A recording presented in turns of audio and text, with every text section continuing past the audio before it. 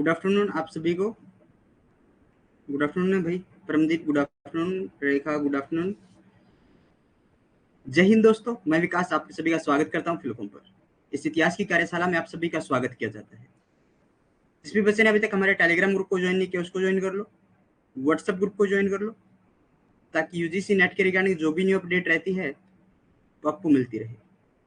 हमारे Instagram page को follow करो, यहाँ पर शॉर्ट्स वीडियो डलती है जो आपके लिए point two point knowledgeable fact रखती है।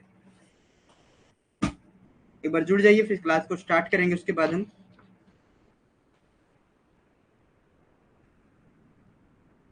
आज जो हमारी क्लास शुरू होगी वो शाहजहां से शुरू होगी और शाहजहां 1628 से लेकर 1658 तक शासनरत रहेंगे। ठीक है, और क्लास के अंदर थोड़ा सा स्पीड बना के रखना, क्योंकि आज मैं मिडिवल का जो एक पार्ट रहता है दिल्ली सल्तनत वो कंप्लीट कर दूंगा आपका आज ही।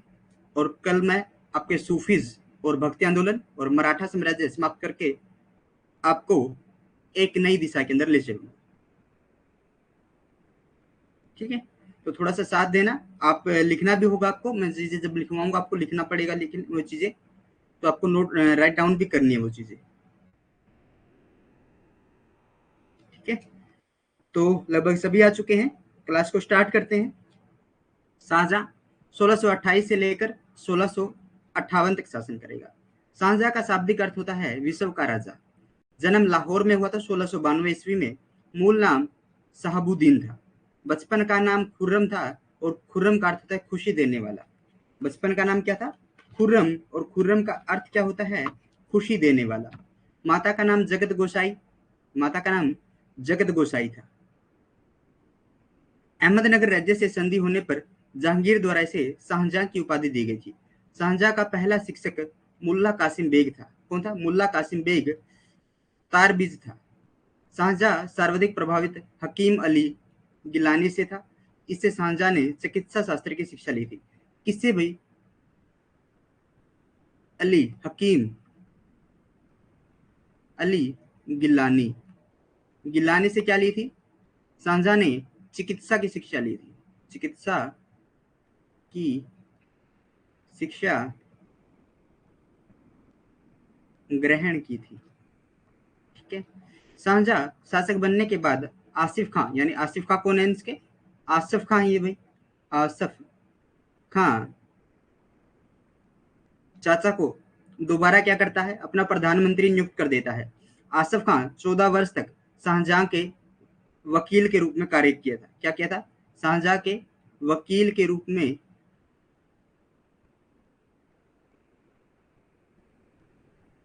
कार्य किया था। क्लियर इन चीजें? आगे चलते हैं। Meaning of the word Shah Jahan, king of the world. Born Lahore in 1592। Original name Shahabuddin. Childhood name Khurram. The meaning of giver of happiness. Khurram जब ये हुआ था तो जो इनकी माता थी जगत गोसाई यानी जोधाबाई, तो उन्होंने कहा था कि मुझे अब किसी प्रकार का दुख नहीं, खुशी खुशी महसूस मुझे हो रही, ऐसा इन्होंने कहा था। The title of Shah Jahan was given to him by Jahangir after the treaty with the Ahmednagar state. Ahmednagar state के साथ जो ट्रीटी हुई थी उसके बाद इसको शाहजहां नाम दे दिया गया था। Shah Jahan first teacher was Mulla Qasim Beg Tabrizi. Shah Jahan was most influenced by Hakim Ali Gilani. Shahjah had received medical education from this. After Shahjah became the ruler, Asif Khan, जो इनके अंकल थे, was again given the post of the prime minister. Asif Khan had been Shahjah's lawyer of 14 years. इसने महावत खां को अजमेर की सूबेदारी तथा खान खाना की उपाधि दी थी। शाहजहां का पहला विवाह फारस की लड़की थी मुजफ्फर हुसैन सबावी की पुत्री। किसकी थी पुत्री? मुजफ्फर हुसैन सबावी, जो फारस के राजा थे, उनकी बेटी थी। Good afternoon Anjali, good afternoon Renu, आप सभी को गुड आफ्टरनून है। तो एक बार क्लास की तरफ ध्यान रखिए। 1612 ईस्वी में शाहजहां का दूसरा विवाह नूरजहां के भाई आसफ खां की पुत्री, कौन है भाई? नूर जहां के भाई आसफ खां की पुत्री अर्जुमंद अर्जुमंद के साथ हुआ, और अर्जुमंद को ही मुमताज कहा जाता है। क्या कहा जाता है? मुमताज या फिर मलिक के जमानी इसे कहा जाता है। मुमताज किसको उपाधि दी गई थी? मलिक के जमानी की इसको उपाधि दी गई थी। चंपा गुड आफ्टरनून सर, मुगल काल पढ़ा रहे हैं ना? जी बिल्कुल, मुगल काल पढ़ा रहे हैं सुमित्रा, और गुड आफ्टरनून आपको भी। ताजमहल का निर्माण इसने इसके लिए करवाया था भाई, 1632 में शुरू हुआ था। 20,000 सैनिकों 20,000 कारीगरों ने यहाँ पर काम किया था।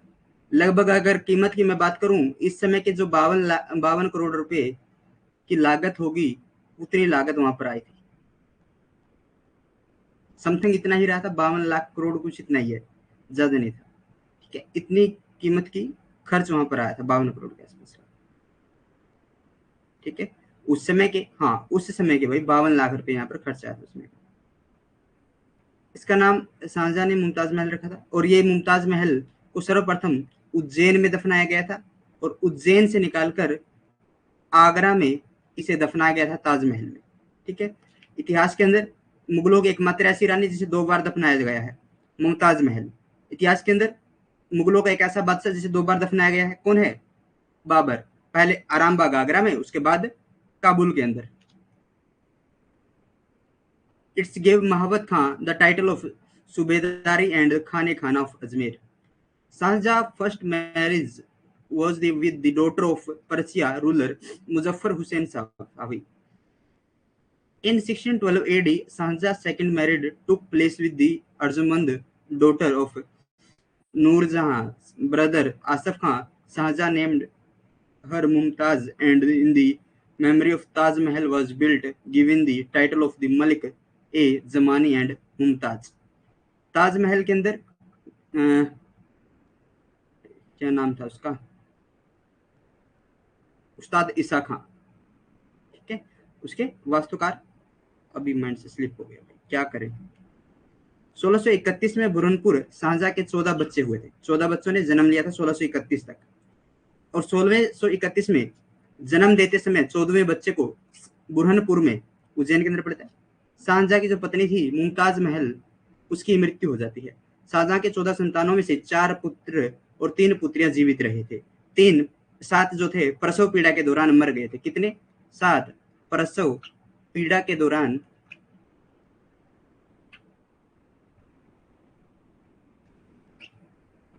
मर गए थे।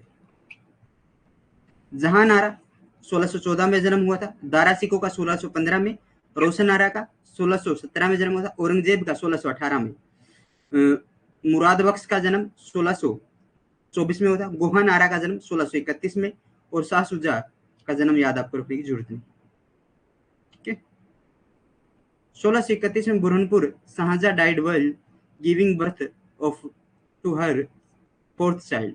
Of Shahjahan 4 children, only 4 sons and 3 daughters. Jahanara, Dara Shikoh, Roshanara, Aurangzeb, Mubarak Shah, Gohanara और सोहनसुजा। 1627 में जहांगीर की मृत्यु, इस समय शाहजहां दक्षिण में था। देखो 1627 में क्या हुआ? जहांगीर की मृत्यु हुई।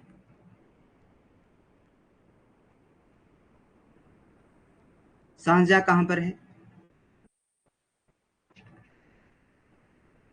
दक्षिण में था। आसफ खान ने कूटनीति के तहत दाबर बख्श को सिंहासन पर बैठा दिया। बाद में उसकी हत्या कर दी गई। समकालीन इतिहासकारों ने दाबर बख्श को क्या कहा है? बलि का बकरा कहा है। क्या कहा है?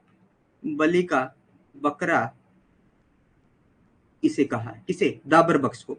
आगरा के किले में शाहजहां का राज्याभिषेक 1628 ईस्वी में हुआ था।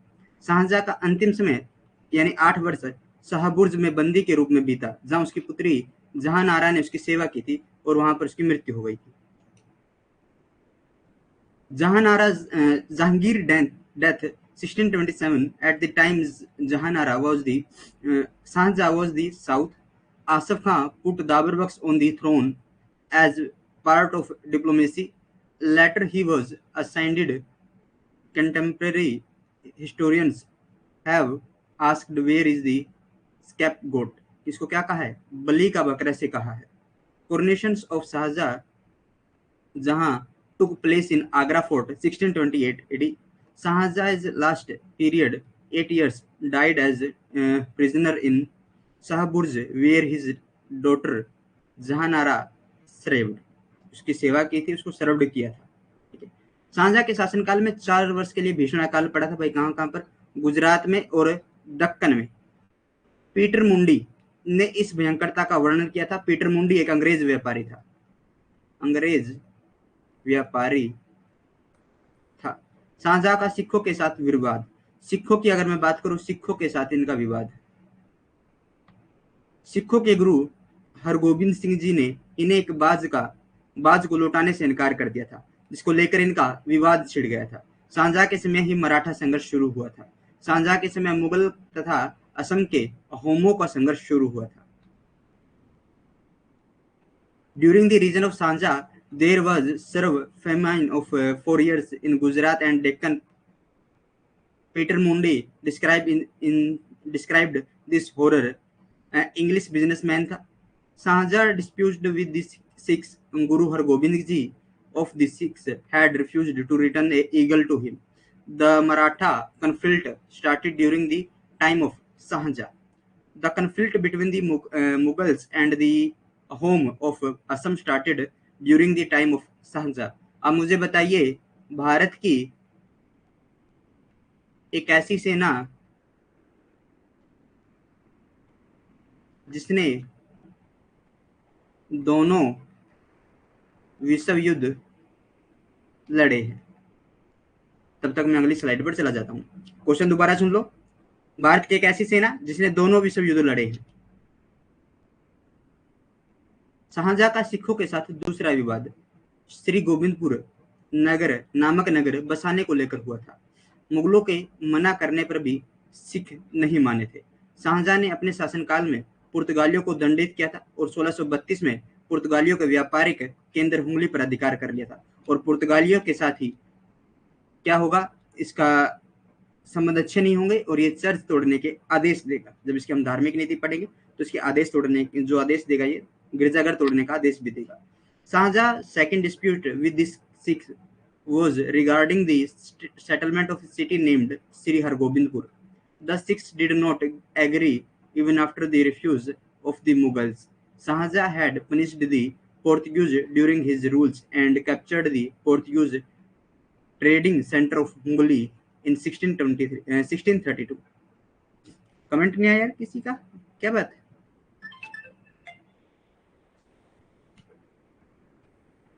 एक मिनट भाई।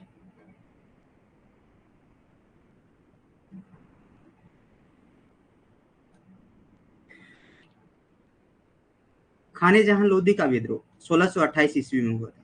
यह एक अफगान सरदार था। कौन था? खाने जहां लोधी जो था वो एक अफगान सरदार था। इसका मूल नाम पीर खान था। जहांगीर ने इसे खाने खाना की उपाधि दी थी। शाहजहां के काल में प्रथम विद्रोह। इस विद्रोह में खाने जहां लोधी अबुल हसन ने हराया था। खाने जहां लोधी को किसने हराया था? अबुल हसन ने हराया था। खाने जहां लोधी हारने के बाद दक्षिण भाग गया था और अप्रत्यक्ष रूप से यह विद्रोह अहमदनगर के पतन का कारण बना था। 1 मिनट रुको भाई, कॉल आ रहा है। 1 मिनट रुक जाओ।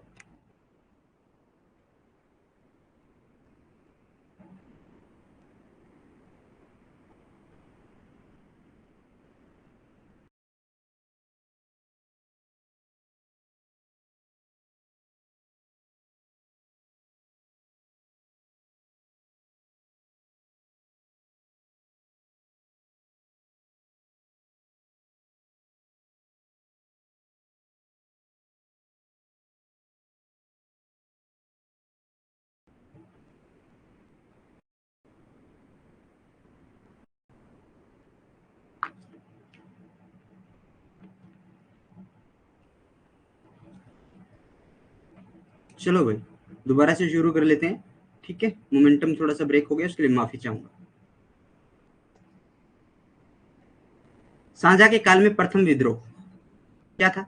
खाने जहां लोधी का जो विद्रोह था, ये शाहजहां के काल में प्रथम विद्रोह था।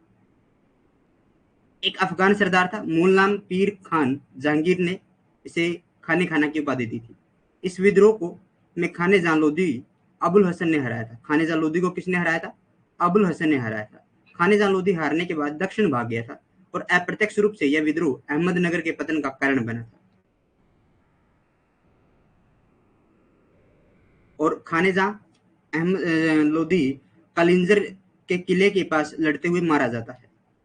खानेजहां Lodhi leaded a revolution 1628 AD. He was an Afghan chieftain's original name Pir Khan. Jahangir gave him the title of Khane Khana. The first revelation of Sanja areas was. In this revolution, Khane Jahan was defeated by Lodi Abdul Hassan. Khane Jahan fell south after Lodi was defeated. This revelation indirectly led to the fall of Ahmednagar. Khane Jahan Lodi was killed while fighting near Kalinjar. Bundelkhand का विद्रोह 1628 से लेकर 1635 तक। जैसा ही हमने पहले भी पढ़ चुके हैं कि बुंदेलखंड के शासक वीर सिंह बुंदेला ने अबुल फजल की हत्या करवाने में जहांगीर की सहायता की थी। अबुल फजल की हत्या से प्राप्त पैसे से उसने मथुरा के अंदर केशव देवराय मंदिर का निर्माण करवाया था, जिसे औरंगजेब तोड़ देगा। ठीक है,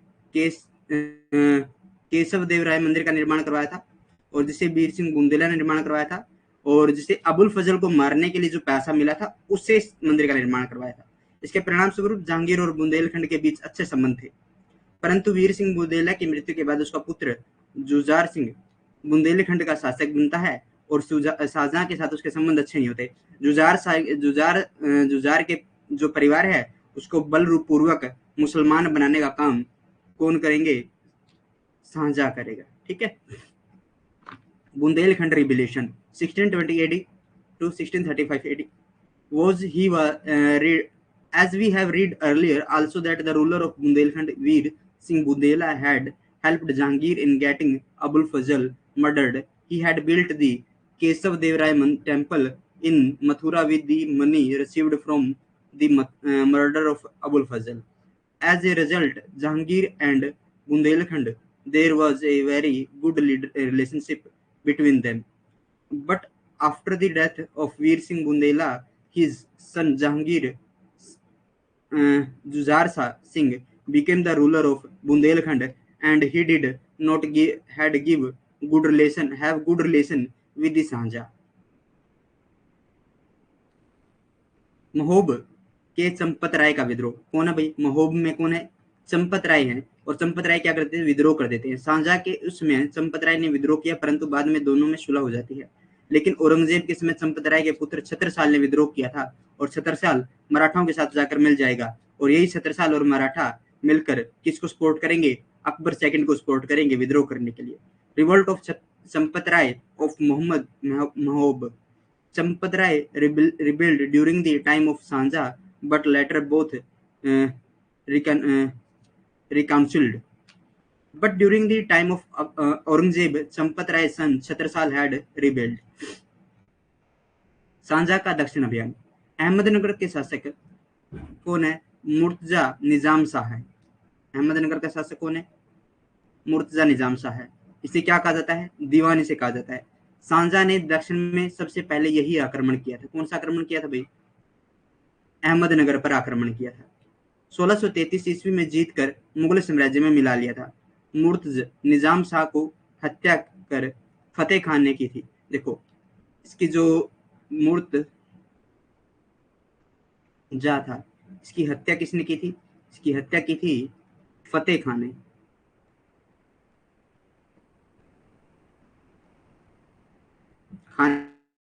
ने इसकी हत्या की।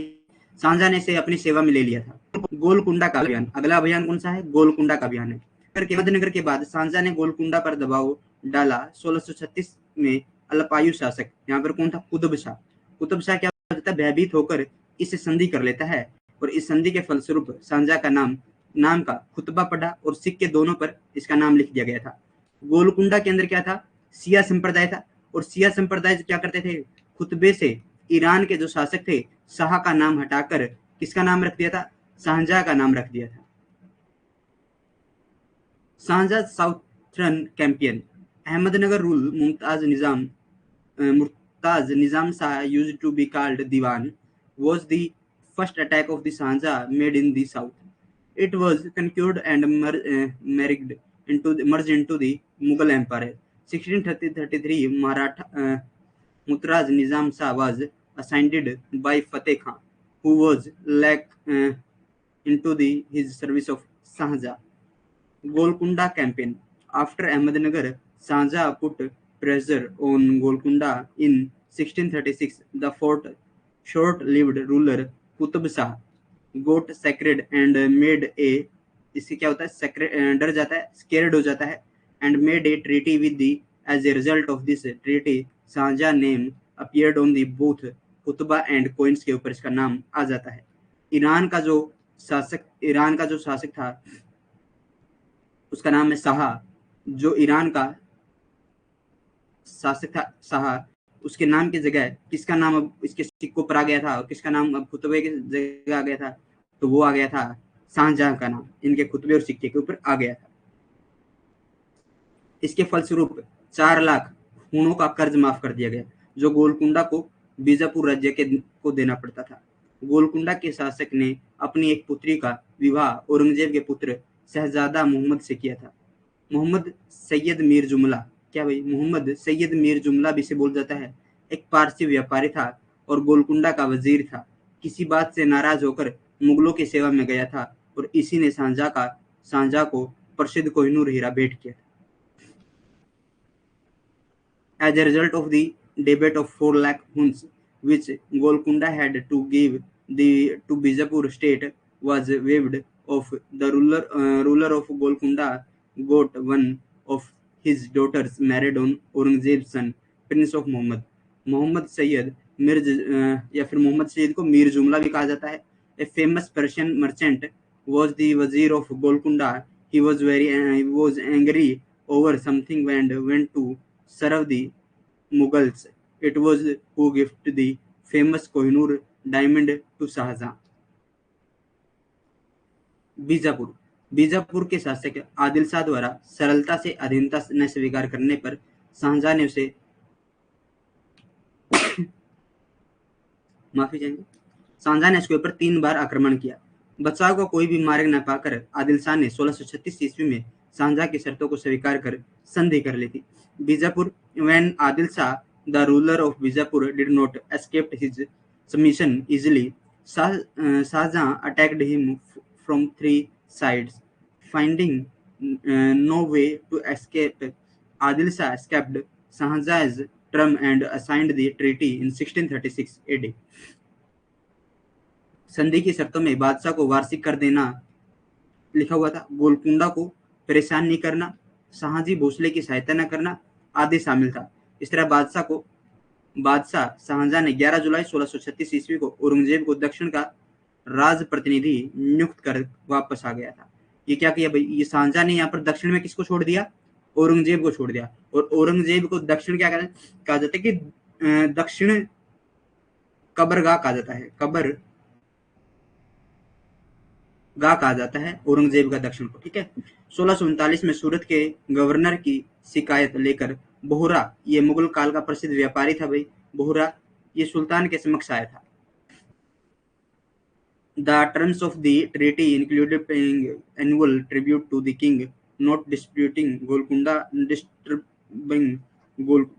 not helping Shahaji Bhosle, etc. In this way, Emperor Shahjahan returned after appointing Aurangzeb as the regent on the south on July 11, 1636 AD. In 1639, Bohra, a famous businessman of the Mughal period, come before the south with the complaint of the governor of Surat.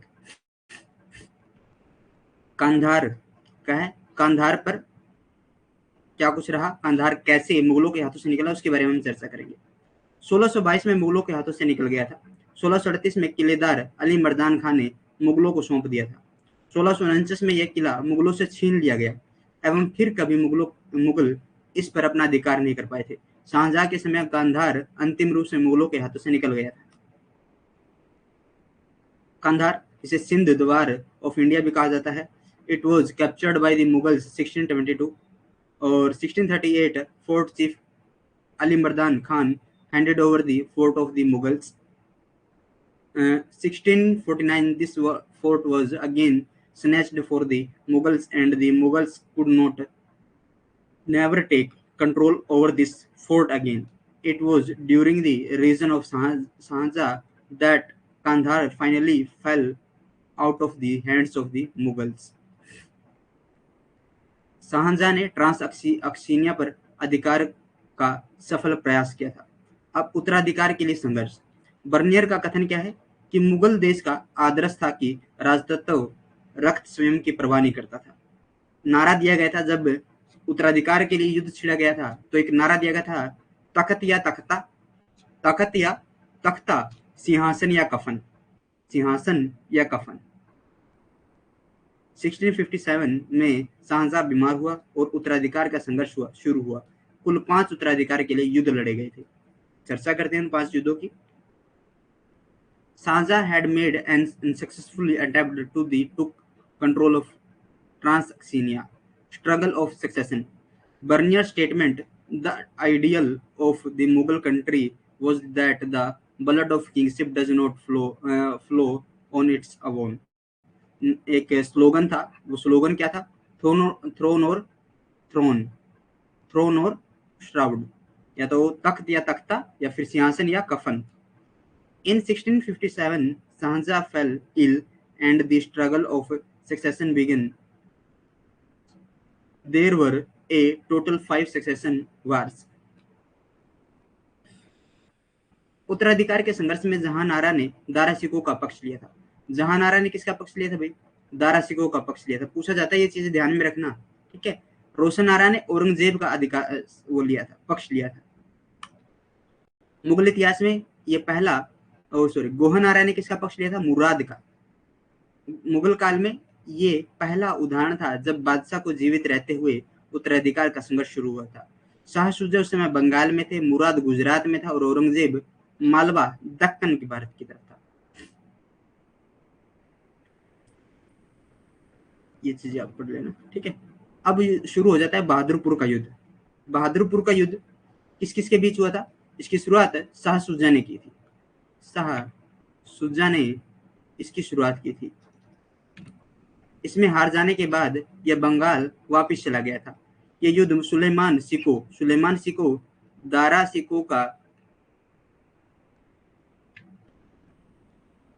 पुत्र है भाई, के बीच लड़ा गया था। इसकी सेना का केंद्रीय नेतृत्व, जो इसकी सेना थी, इसकी सेना का केंद्रीय नेतृत्व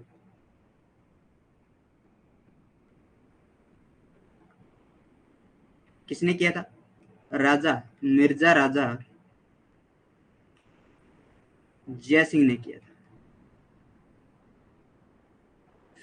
battle of Bahadurpur, it was started by Shah Shuja. After beginning defeated in it, he went back to Bengal. This war was fought between the Suleiman Siko, son of Dara Siko. His army central was led by Miraj Raja Jay Singh. धर्मट का युद्ध सबसे important युद्ध है। 15 April 1658 को हुआ था। उज्जैन के पास धर्मट में लड़ा गया था। औरंगजेब और मुराद की एक संयुक्त सेना थी। एक तो संयुक्त सेना थी औरंगजेब की, प्लस में कौन? मुराद बख्श, ठीक है। और वर्सेस एक सेना थी, किसकी सेना थी? जसवंत सिंह की और कासिम सिंह की। कासिम, ये शाही सेना का नेतृत्व कर रहे थे। किसका? शाही सेना का नेतृत्व कर रहे थे। शाही सेना के बीच लड़ा गया था। इस युद्ध में औरंगजेब की जीत हुई थी। किसकी जीत हुई थी भाई? औरंगजेब की जीत हुई थी। जीत हुई और क्या किया? जीत की खुशी में फतेहाबाद नगर की स्थापना की थी। इसी धर्मट युद्ध में जसवंत सिंह ने मुगल शिविर को लूट लेकर युद्ध बीच में छोड़कर वापिस चला जाता है जोधपुर। कहां पर चला जाता है? जोधपुर। लेकिन होता क्या है, इसकी पत्नी इसे घुसने नहीं देती भाई। कहां पर घुसने नहीं देती है? इसे किले में घुसने नहीं देती। Battle of Dharmat 15 April 1658, it was fought between the combined army of Aurangzeb and Murad Baksh and the royal army led by Jaswant Singh और कासिम खां। In Dharmat near Ujjain, Aurangzeb won this battle and established the city of Fatehbad. in memory of the victory of Dharmat. It was during this Dharmat war that Jaswant Singh looted the Mughal camp and left the war in the middle and went to Jodhpur, but his wife did not allow him to enter the district. Clear है?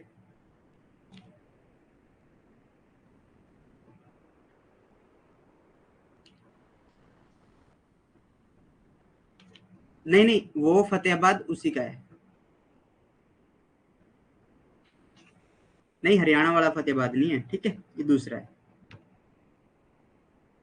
सामूगढ़ का युद्ध, धौलपुर का युद्ध भी इसे कहते हैं। दारा सिकोह शाही सेना का नेतृत्व कर रहे थे, ठीक है। शाही सेना का नेतृत्व कौन कर रहे थे? दारा सिकोह। मुस्लिम सरदारों ने इसके साथ विश्वासघात किया। देखो यहाँ पर इसको अच्छे से समझो। सामूगढ़ का युद्ध है, दारा सिकोह क्या कर रहे हैं? शाही सेना का नेतृत्व कर रहे हैं। क्या करेंगे? मुस्लिम सरदार इसके साथ विश्वासघात करेंगे। मुस्लिम सरदार विश्वासघात करेंगे, विश्वासघात करेंगे और इस युद्ध में औरंगजेब की जीत हो जाएगी।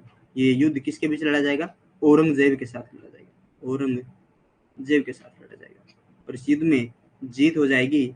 और इसी युद्ध में मुराद बख्श भी होगा और मुराद बख्श को धोखे से क्या करेंगे? युद्ध के बाद धोखे से बंदी बनाकर धीमा जहर इसे दे देंगे। धीमा जहर इसे दे दिया और जिसकी वजह से इसकी मृत्यु हो गई थी। बैटल ऑफ सामूगढ़ 29 में 1658, also called the Battle of Dholpur.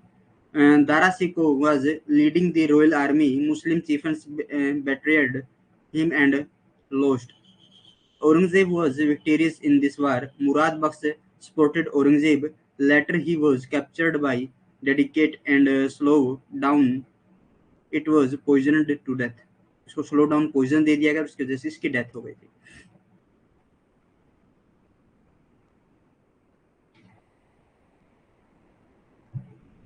एक बार कमेंट करके मुझे बता दीजिए चीजें आपको समझ में आ रही है?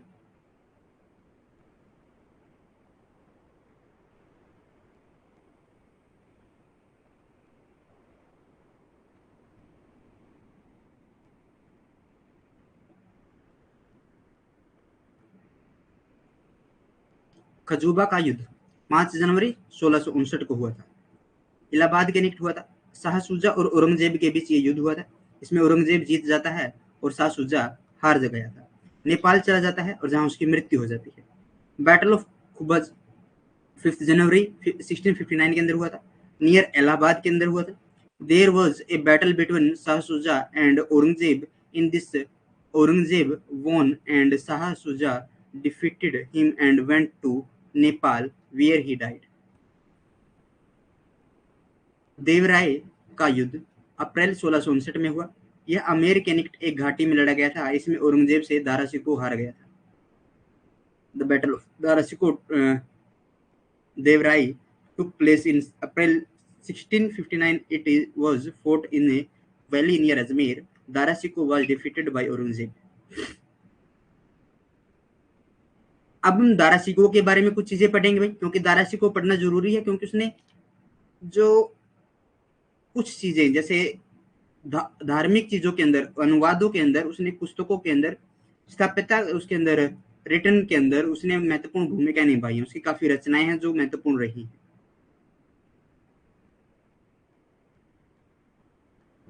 ठीक है। दारा सिकोह का जन्म अजमेर में तारागढ़ दुर्ग में 1615 ईस्वी में हुआ था। उनकी पत्नी का नाम नादिर बेगम था और पुत्र का नाम सुलेमान सिकोह था। संस्कृत एक कलंदर साहेब बुलंद इकबाल आदि उपाधि शाहजहां ने इसे दी थी। रहस्यवादी, उदारवादी दार्शनिक, समाज सुधारक था। दारा इस समय भक्ति एवं सूफी संतों के विचारों से काफी प्रभावित था। दारा कादरी पंथ प्रसिद्ध संत थे। कादरी पंथ के संत शेख मीर मोहम्मद या फिर मियां मीर के नाम से भी जाना जाता है। अमृतसर के गुरुद्वारा की नींव शेख मीर मोहम्मद ने रखी थी, जिसे मियां मीर हम कहते हैं। इसी कादरी सिलसिले का संत मुल्ला शाह इसके आध्यात्मिक गुरु थे। दारा सिकोह के आध्यात्मिक गुरु कौन है भाई? मुल्ला शाह है। शेख चिल्ली के जो मकबरा है जो हरियाणा के अंदर है, जिसे हरियाणा का ताज कहा जाता है, हरियाणा का ताजमहल कहा जाता है, दारा शिकोह के द्वारा ही बनवाया गया था। ठीक है। Dara Shikoh was born in the Taragarh fort in the Ajmer in 1655. His wife name was Nadir Begum and son's name is the Suleiman Shikoh. Sanskrit titles like Kalandar, Sai Buland, Iqbal, it was were given by the Shahjahan. Was a mystic liberal philosopher, scholar, and reformer. Dara was greatly influenced by the devotion and thoughts of the Sufis sant of this time. Dara Qadri sect, more influenced by famous sant Sheikh Mir Muhammad और मियाँ मीर, इसको बोला जाता है, led the foundation of Gurudwara of Amritsar. Saint Mullah Shah of this Qadri order was its spiritual guru. लेनपुल, लेनपुल ने क्या कहा है? लेनपुल ने से लघु अकबर की संज्ञा दी है। क्या कहा? लघु अकबर किसको संज्ञा दी है? दारा ने अपने निर्देशन में भगवद गीता एवं योग वशिष्ठ जैसी पुस्तकों का फारसी भाषा में अनुवाद करवाया था। इसने मजा उल बहरीन एक ग्रंथ है भाई, जिसे समुद्र, दो भाषाओं का समुद्र, से दो महासागरों का मिलन कहा जाता है, मजा उल बहरीन नामक ग्रंथ की रचना की थी। इसी पुस्तक में हिंदू और मुस्लिम धर्म में एक ही ईश्वर को प्राप्ति के दो अलग अलग मार्ग बताया था। दारा एवं शेख अब्दुल कादरिया दोनों ही वेदों और उपनिषदों को ईश्वर द्वारा प्रकट किए गए पुस्तक मानते थे। लेनपुल was called it miniature Akbar. Under his direction, Dara had got the book of Bhagavad Gita and Yoga Vasisht translated into Persian language. He had written book named Maz-ul Bahrain. In this book, Hindu and Muslim religions tell two different ways to attend the same God.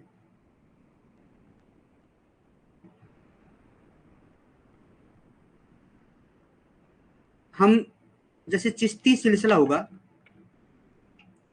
Qadri सिलसिला है। ठीक है। कल जब हमारी class होगी भक्ति संप्रदाय को लेकर और सिलसिलों को लेकर, तब आपकी चीजें समझ में आ जाएगी। ठीक है।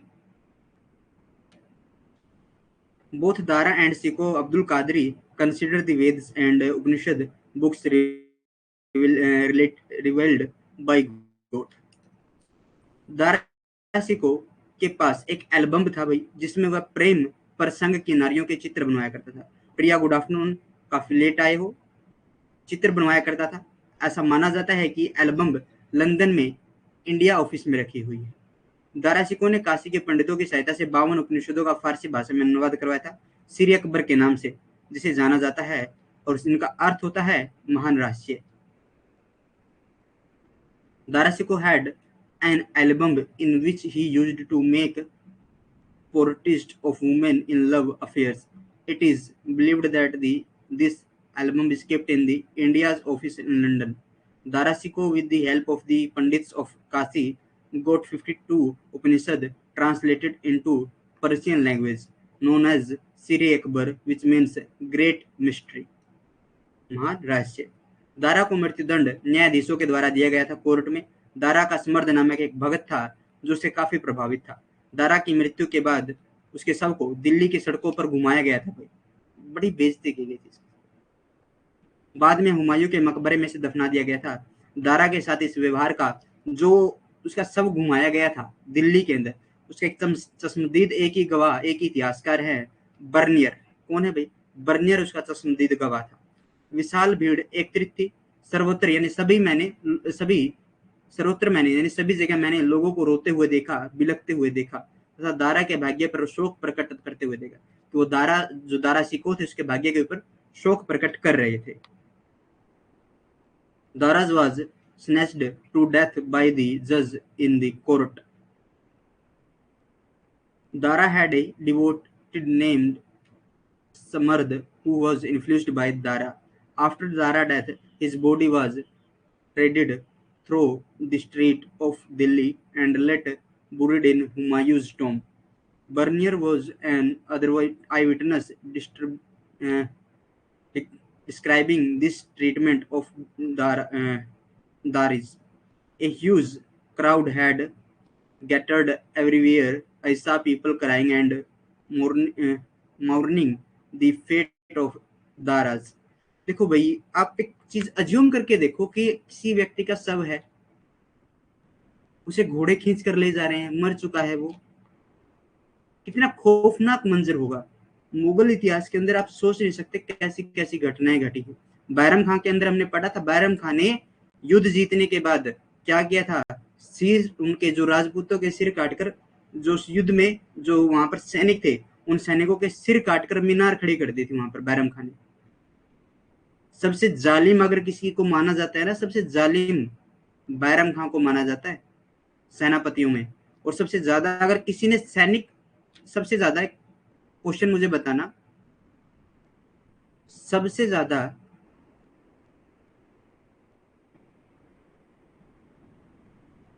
राजा मारने वाला सेनापति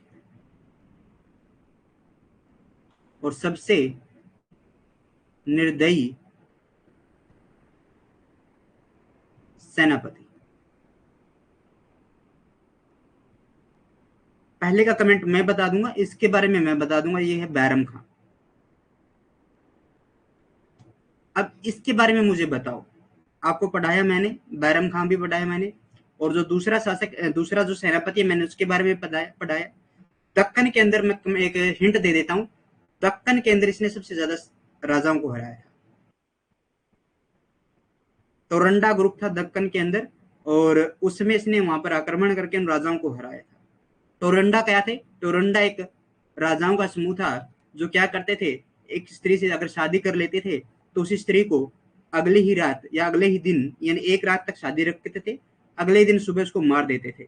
ये बात जब उस सेनापति को पता चली तो उस सेनापति ने क्या किया, अपना भेष बदला और जितने भी उसके सैनिक थे उनका भेष बदलकर महिलाओं के भेष में उसको कवर किया, और हर राजा के पास जाता और उसको बोलता कि मुझे आपसे शादी करनी है, तो शादी करने के बाद उसको उसी रात मार देता। उस समय व्हाट्सएप तो था नहीं कि ऐसे मैसेज फैला देते कि फलां नाम का एक सेनापति है और वो महिलाओं का भेष डालकर आता है, इस जो भी उससे शादी करता है उसको मार देता है, तो इस मैसेज को आगे की तरफ फैला दो।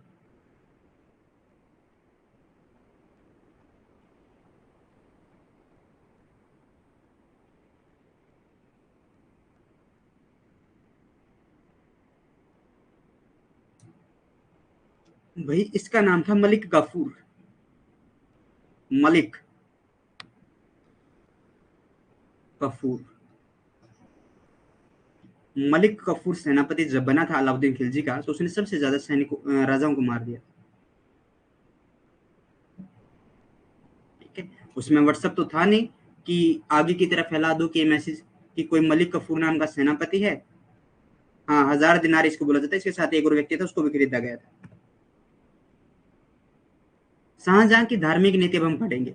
सिजदा एवं पाबोस बंद करवाकर चार तस्लीम प्रथा प्रारंभ की थी। सर पर पगड़ी में बादशाह का चित्र लगाने की मनाही कर दी थी। इलाही संवत की जगह हिजरी संवत का प्रचलन किया था। शाहजहां ने बनारस एवं इलाहाबाद की तीर्थ यात्रा कर समाप्त किया था। शाहजहां ने, इंपॉर्टेंट है भाई, बनारस का और इलाहाबाद का तीर्थ यात्रा कर समाप्त किया था कबीरचार्य के कहने पर, चार्य के कहने पर, और इसे सरस्वती की उपाधि से दी थी। क्या कहा था इसे सरस्वती इसे कहा था। कश्मीर एवं पंजाब के हिंदुओं एवं मुसलमानों को विवाह कर से मुक्त कर दिया था। 1633 में नए हिंदू मंदिरों को गिराने का आदेश दिया था। देखो, एक जगह तो हिंदुओं के ऊपर जजिया कर माफ कर दिया, बनारस का और शाहजहां और इलाहाबाद का। एक तरफ 1633 के अंदर बोल दिया कि जितने भी नए हिंदू मंदिर बने उनको गिरा दो। है ना अजीब सा। Religious policy of Sanja first started Char Taslim after stopping Sizda and Pabos, forbidden to put the picture of the emperor in turban on his head. Hijri Samut was introduced instead of Ilahi Samat. Shahjahan completed his pilgrim to Banaras and Allahabad at the behest of the Kabiracharya. The title Saraswati. Hindus and Muslims of Kashmir and Punjab were exempted from marriage tax. 1633 में नए हिंदू मंदिरों को गिराने का आदेश दिया था। शाहजहां ने जुझार सिंह के परिवार को बलात् इस्लाम ग्रहण करने के लिए बाध्य किया था। 1634 में घोषणा की कि कोई भी मुस्लिम लड़की हिंदू लड़के से तब तक शादी नहीं करेगी जब तक वो इस्लाम ग्रहण नहीं कर लेगा। शाहजहां ने हिंदुओं को मुसलमान बनाने के लिए एक अलग विभाग की स्थापना की थी। शाहजहां ने ज़रोका दर्शन, तुलादान तथा हिंदुओं के माथे पर तिलक लगाने की प्रथा बंद करवा दी थी। पुर्तगालियों से युद्ध के कारण आगरा के गिरजाघर को तोड़ने का काम किया था। शासन के 7वें वर्ष आदेश दिया कि यदि कोई स्वेच्छा से यानी अपनी इच्छा से अगर कोई मुसलमान बनेगा तो उसका पैतृक संपत्ति के अंदर अधिकार होगा। अहमदाबाद के चिंतामणि मंदिर की मरम्मत करवाई थी। खंबात के नागरिकों के अनुरोध पर गो हत्या बंद करवा दी थी। ये चीजें सेम ही है इंग्लिश मीडियम के अंदर भी, हिंदी मीडियम के अंदर भी। Shah Jahan had stopped the practice of the jharokha darshan, tuladan and applying tilak on the forehead of Hindus due to the war with the Portuguese. The Agra church was ordered to be demolished. In the 7th year of his rule, he ordered that if anyone voluntarily become as a Muslim, he will get a share in his internal property. The Chintamani temple of Ahmedabad was repaired. Cow shelters was stopped here on the request of the citizen of Khambat. जो वहाँ के जो गांव में मारने वाले जो बूचड़ खाने थे उनको बंद करवा दिया था। गो हत्या वहां पर बंद करवा दी थी।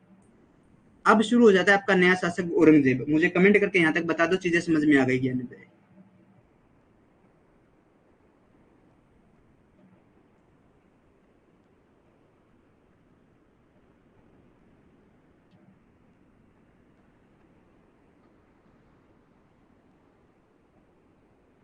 और औरंगजेब के बारे में कुछ चीजें आपको लिखनी पड़ेगी, कुछ चीजें मैं आपको पीडीएफ के थ्रू दूंगा, ठीक है।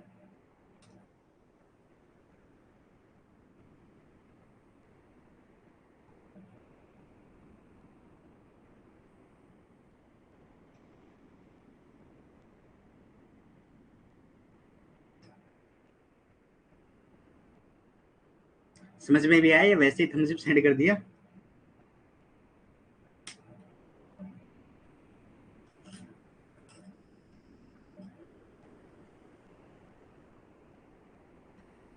चलो, रिवीजन करना, विदाउट रिवीजन वो क्लियर नहीं होगा। ये बात आपको अपने माइंड के अंदर एक फोकस रख लो कि उसकी रिवीजन आपको करनी पड़ेगी, विदाउट रिवीजन वो नहीं होगा, ठीक है। अदरवाइज चीजें मैं आपको एक स्टोरी टाइप करवा रहा हूँ, तो स्टोरी टाइप वो चीजें आपको समझ में आनी चाहिए। देखो, औरंगजेब 1658 से लेकर 1707 तक, और 1707 के बाद ही हम क्या पढ़ना शुरू कर देते हैं, मॉडर्न इंडिया शुरू कर देते हैं। और मॉडर्न इंडिया का कुछ हिस्सा यानी सूफीज, मराठाज। चलो, वेरी गुड। जन्म 1618 गुजरात में मुमताज के गर्भ से हुआ था। शाब्दिक अर्थ है ताज को सुशोभित करने वाला व्यक्ति।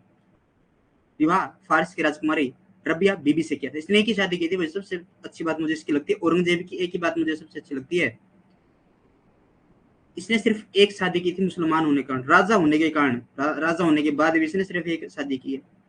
उपाधि आलमगीर, मूल नाम मुहिद्दुद्दीन था।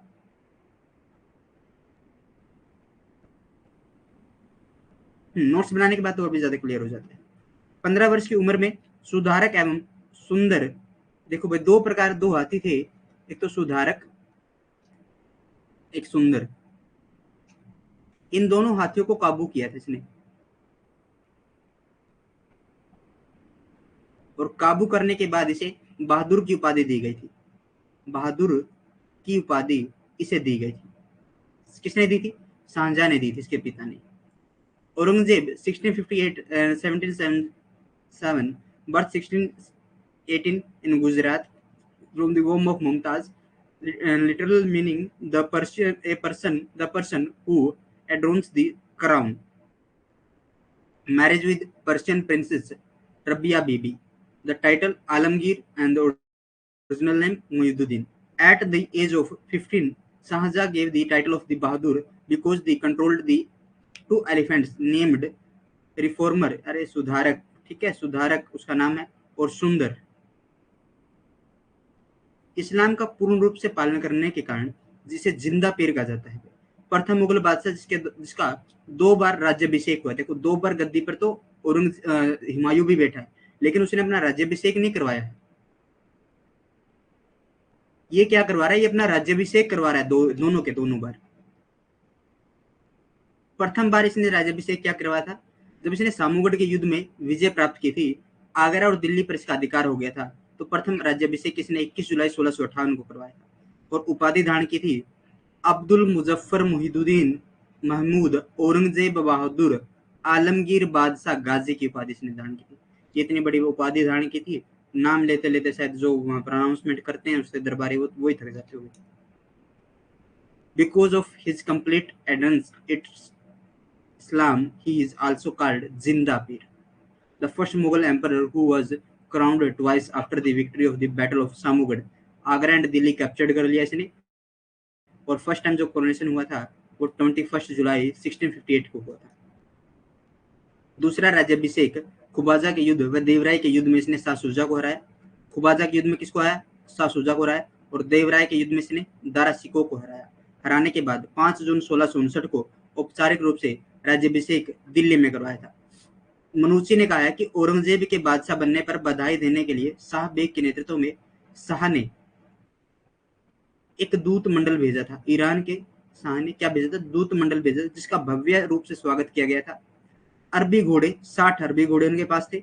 शाह की पसंद का पान इनको दिया गया था स्वागत में, और 37 कैरेट का गोल मोती इनको भेंट दिया गया था। Second coronation, the formal coronation was held in the Delhi on 5th June 1659 after the defeat of Shah Shuja and Dara Shikoh on the Battle of Khajub and Battle of the Devroy. Manuchi said the Shah sent a delegation led by the Shah Beg to congratulation of Aurangzeb on his becoming the emperor, which was given a grand welcome. 16 Arabian horse इनको दिए थे, the शाह's favourite पान, 37 carat gold इनको, Perl, round Perl इनको दिया था। President इनको present के रूप में, एक गिफ्ट के रूप में इनको दिया था। औरंगजेब ने 40 वर्ष की आयु में पिता के जीवित रहते ही शासक बन गया। ये चगुताई परंपरा तोड़ दी। चगुताई परंपरा यानी तैमूरियों की परंपरा तोड़ दी। तैमूर शासक जब तक राजा नहीं बने थे भाई, जब तक उनके पिता जीवित थे, लेकिन ये एक ऐसा शासक बना जिसने पिता के जीवित रहते ही अपनी आपको शासक घोषित कर दिया। राज्याभिषेक दिल्ली में करवाया, और काजियों ने, किन्हें, जो काजी वहां पर थे, जो काजियों ने सिर पर ताज रखने से मना कर दिया भाई, ये बात सुनकर।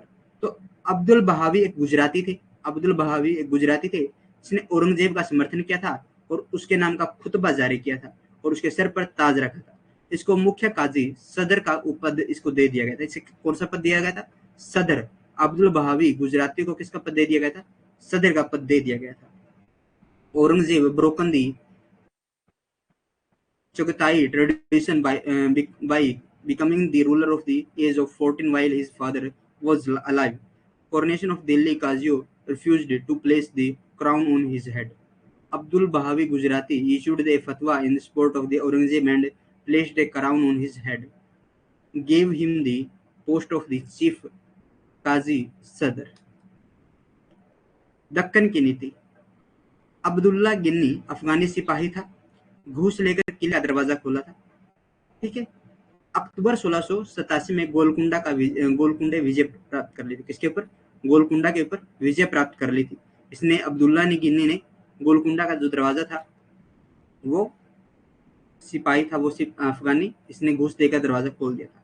सुल्तान अबुल हसन ने कहा था कि वह बादशाह के शरीर पर लगे प्रत्येक घाव की क्षतिपूर्ति के लिए 1 करोड़ रुपए देगा, लेकिन बादशाह ने सुल्तान को दौलताबाद दुर्ग में कैद कर लिया था। गोलकुंडा का सेनापति अब्दुल रज्जाक लारी को बनाया गया था। औरंगजेब द्वारा दक्षिण में जीता गया अंतिम दुर्ग वजनीवीर का दुर्ग था। मुगल शासक दक्षिण भारत के शासकों को तरफदार कहते थे। क्या कहते थे, तरफदार इनको कहते थे। Deccan policy,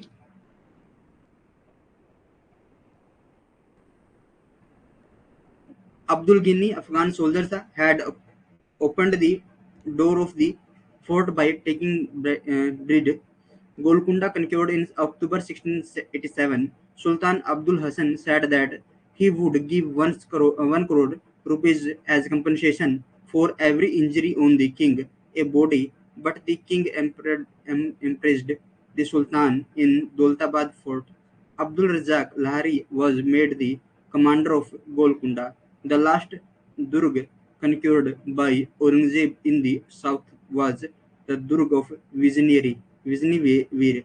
Mughal ruler called the ruler of South India तरफदार. ये जो रूलर थे साउथ इंडिया के, इनको क्या कहते थे? इनको तरफदार इनको बोलते थे। औरंगजेब के साथ मराठों के 4 पीढ़ियों तक संघर्ष रहा। कितनी पीढ़ियों तक?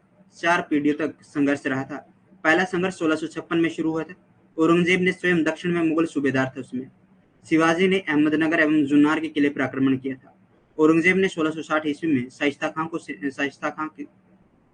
को सेना का नेतृत्व करने के लिए भेजा था और इसने पुणे, शिवापुर और चाकन के किले पर अधिकार कर लिया था। 1663 में शिवाजी ने अचानक शाइस्ता खां के शिविर पर आक्रमण कर दिया और ये शाइस्ता खां यहाँ से भाग जाता है, लेकिन भागते भागते इसका अंगूठा काट दिया जाता है। 1665 ईस्वी में औरंगजेब ने जय सिंह को भेजा था और शिवाजी के साथ युद्ध हुआ था और इन्हीं के बीच आगे जाकर 1665 में ही पुरंदर की संधि होती है। Marathas had conflict with Aurangzeb for 4 centuries. In the first conflict in 1656, Aurangzeb himself was the Mughal governor in the south. Shivaji attacked Ahmednagar and Junnar fort. Aurangzeb sent Shaista Khan in 1660 AD, captured the fort on Pune, Sivapur or Chakan. In 1663, Shivaji suddenly attacked Shaista Khan, a camp. Shaista Khan ran away to save his life, but his thumb was cut off. In 1665, Aurangzeb sent a Jai Singh, and there was a war with the Shivaji. 24 जून 1665 को important संधि है भाई, याद रखना ये, ठीक है। बीच पुरंदर की संधि हुई थी। शिवाजी 23 किलो के मुगलों को दे देगा। जो संधि थी उसमें क्या कहा है? शिवाजी को 23 किले किसको देने पड़ेंगे? मुगलों को देने होंगे। संभाजी को 5,000 का मनसब देकर मुगल दरबार में भेजा जाएगा। शिवाजी को मुगल दरबार से मुक्त रखा गया। 12 मई 1666 को जयसिंह के आग्रह पर शिवाजी मुगल दरबार में उपस्थित हुआ। शिवाजी को कैद करके जयपुर भवन में रखा गया था। वहां से ये फरार हो जाते हैं और फरार होने पर शिवाजी ने शर्त मांगी थी और शर्त माफी मांगी तथा शांति कायम हुई थी।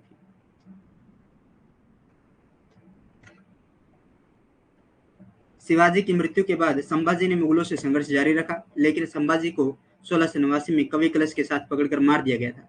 इसके बाद राजा राम ने संघर्ष जारी रखा और औरंगजेब की जो दक्कन नीति थी वो मुगल साम्राज्य के पतन के साथ साथ इसके व्यक्तिगत पतन के लिए भी जिम्मेदार थी।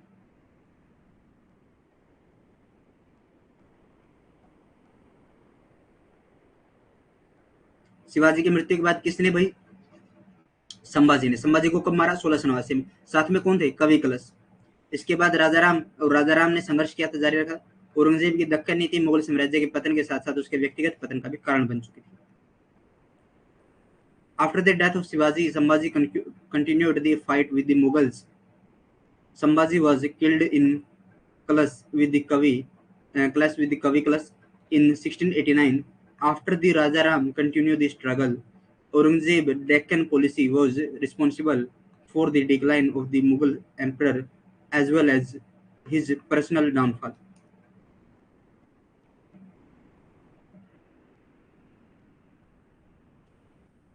तो अब लिखना शुरू कर दो भाई।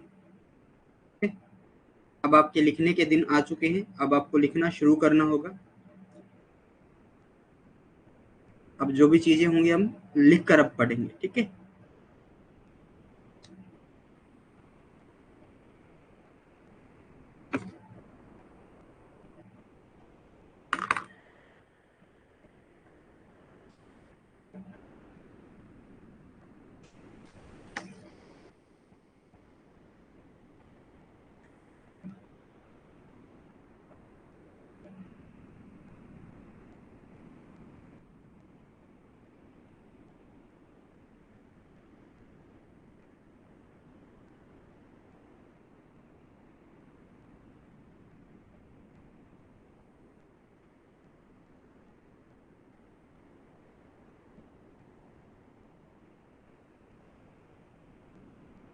एक मिनट में आपके नोट्स जो थे, जो मैंने आपके लिए बनाए थे।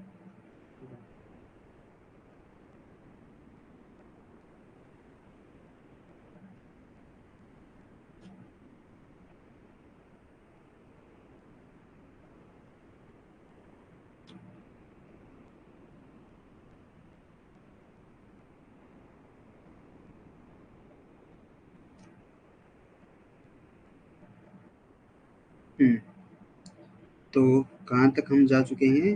मराठा कर चुके हैं, जय सिंह, औरंगजेब, इनका हो चुका है, शिवाजी।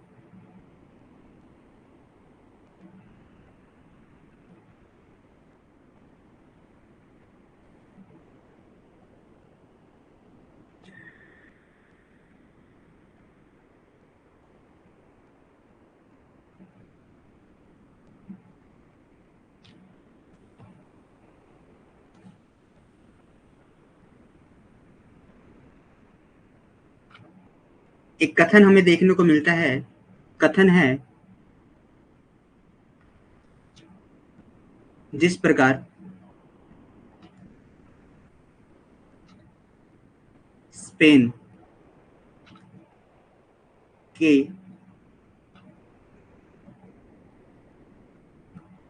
नास्कर ने नेपोलियन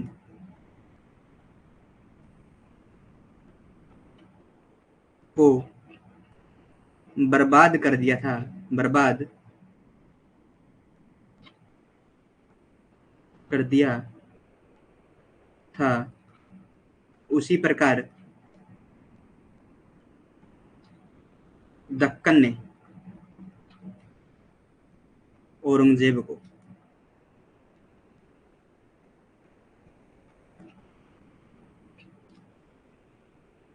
बर्बाद कर दिया था। ठीक है, अब हम औरंगजेब की राजपूत नीति को पढ़ेंगे। क्या पढ़ेंगे? औरंगजेब की जो राजपूत नीति, अब उसको बारे में हम चर्चा करेंगे। इसको रफ कर दें। ठीक है, तो आगे से मैं कोशिश भी करूंगा कि अच्छे से साफ साफ सुंदर हैंडराइटिंग के अंदर आपके लिखूं, ताकि आपको ये पीडीएफ ऐसे की ऐसे ही मिल जाए। ओके, तो कमेंट कर दीजिए एक बार, इसको रफ कर देते हैं, फिर उसके बाद और औरंगजेब की राजपूत नीति के बारे में पढ़ते हैं।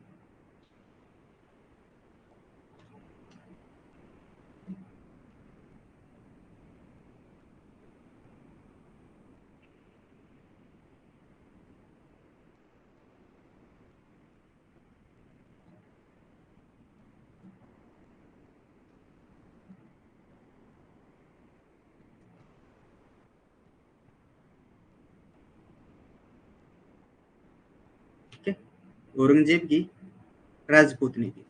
जो राजपूत नीति थी, ये शुरू किसने किसने की थी? प्रारंभ जो की थी, प्रारंभ की थी अकबर ने। और अकबर का जो नीति थी, इसका अनुकरण किसने किया था? इसका अनुसरण किया था शाहजहां ने।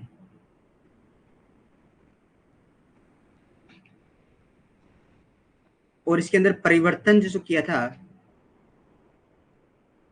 वो किया था औरंगजेब ने।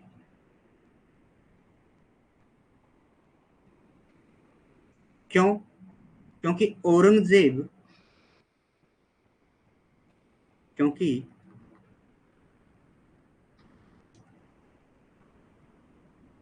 औरंगजेब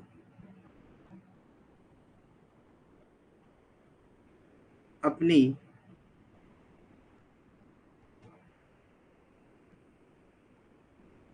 धार्मिक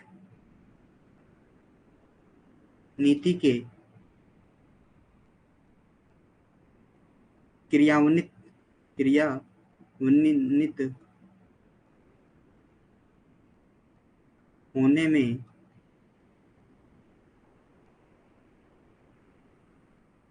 राजपूतों को सबसे बड़ी बाधा मानता था।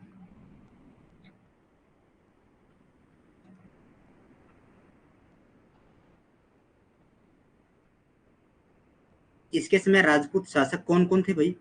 देखो, आमेर में, आमेर मतलब जयपुर के अंदर जो व्यक्ति था जयसिंह, ये प्रमुख राजपूत शासकों की मैं बात कर रहा हूँ, ठीक है, प्रमुख राजपूत शासक। मेवाड़ में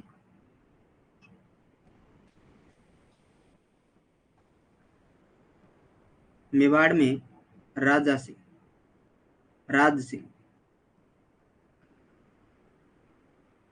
जोधपुर में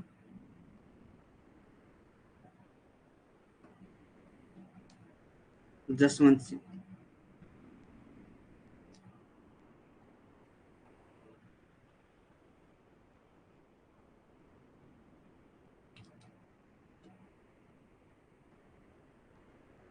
क्लियर इतनी चीजें?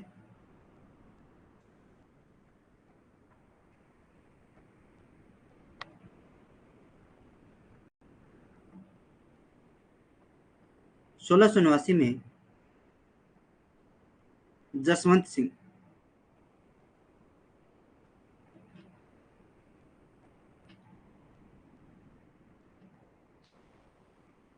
की मृत्यु हो जाती है। और जसवंत सिंह की मृत्यु कहां पर हुई थी? जमरुद, अफगानिस्तान में।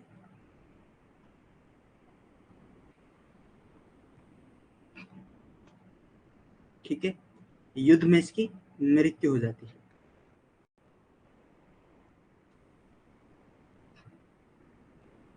जसवंत के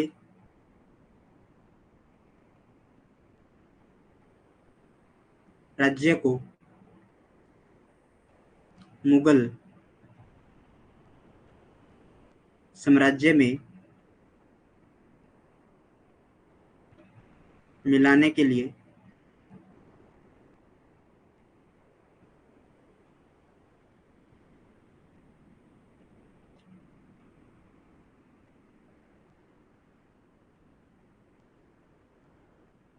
अद्वर्स नीति अपनाई गई।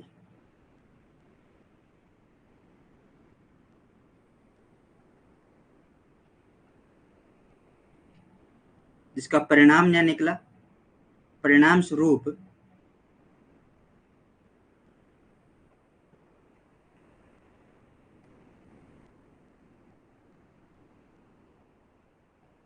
मुगल राजपूतों के संबंधों में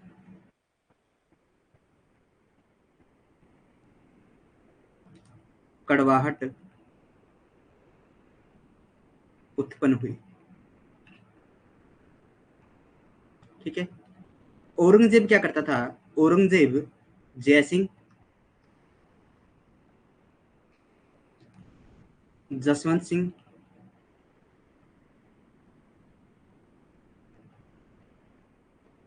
दोनों से क्या रहता था? भयभीत रहता था, भयभीत रहता था। और इनको इसके ऊपर शंका, इनको शंका के अंदर रहता था, इनके ऊपर संशय हमेशा इसका बना रहता था, ये कभी भी विद्रोह कर सकते, क्योंकि पीछे जो विद्रोह हुआ था, दारा सिकों का जब उत्तराधिकार के लिए युद्ध हुआ था, तो उसके अंदर जो राजपूत थे, उन्होंने राजपूतों ने दारा सिकों का समर्थन किया था। ठीक है, जिसको लेकर इसके अंदर ये भय बना रहता था। और इनकी जो नियुक्ति थी, इसने दूर दूर की थी, इसलिए इनकी नियुक्ति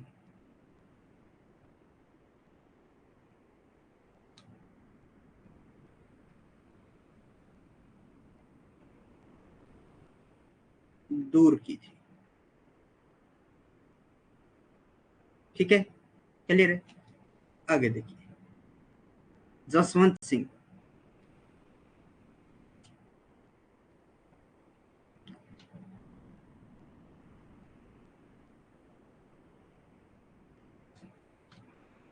की मृत्यु के बाद, जसवंत सिंह की मृत्यु के बाद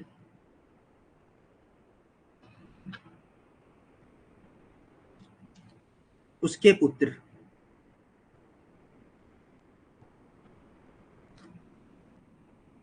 अजीत ने अजीत सिंह ने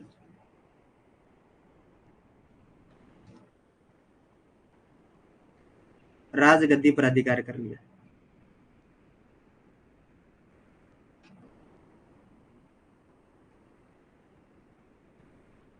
अधिकार कर लिया, लेकिन औरंगजेब ने क्या किया?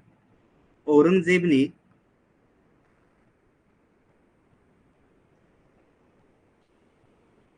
इसका जो राज्याभिषेक था, जो अधिकार था, उसको अमान्य कर दिया।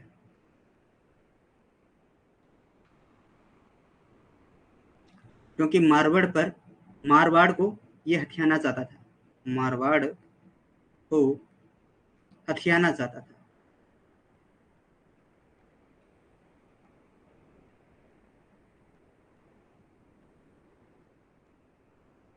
हथियाने के कारण औरंगजेब के पास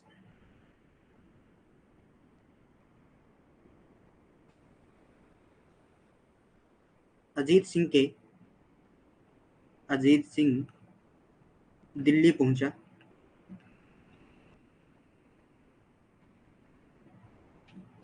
उससे पहले सत्ता का सौदा हो गया।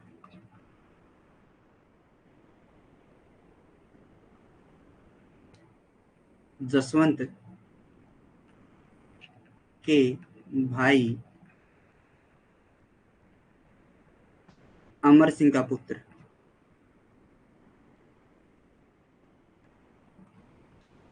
इंदर इंदर के लिए राजगद्दी को क्या कर लिया?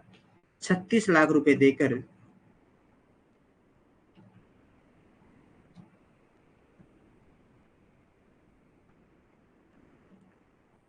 खरीद लिया। इसमें दुर्गादास, एक अजीत सिंह का सेनापति था। दुर्गादास, अजीत सिंह कहां पर? हाँ, ये रही।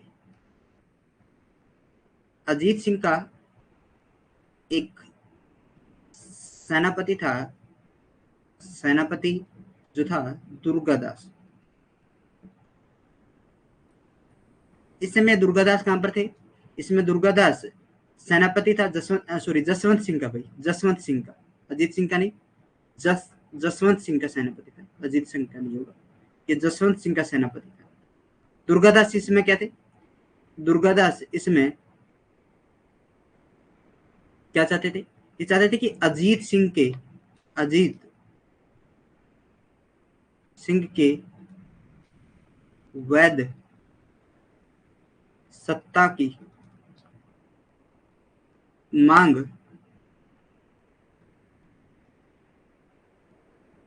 औरंगजेब से की थी। पूछा जाता है कि अजीत सिंह की वैध सत्ता की मांग किसने की थी? तो वो की थी दुर्गादास ने। दुर्गादास जसवंत सिंह का क्या था? सेनापति था। क्लियर है?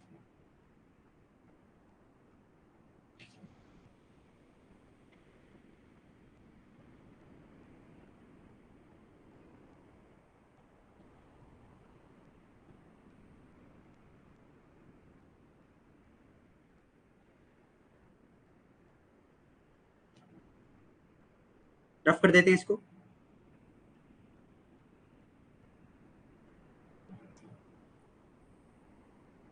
तो औरंगजेब ने कहा, क्या कहा? कि अगर अजीत सिंह इस्लाम ग्रहण कर लेता है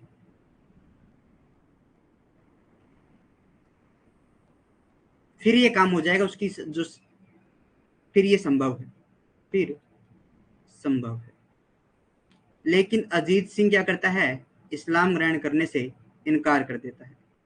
ग्रहण करने से इनकार कर देता है।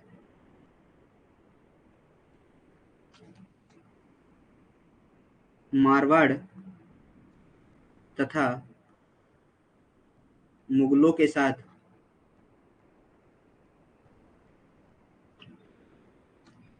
संघर्ष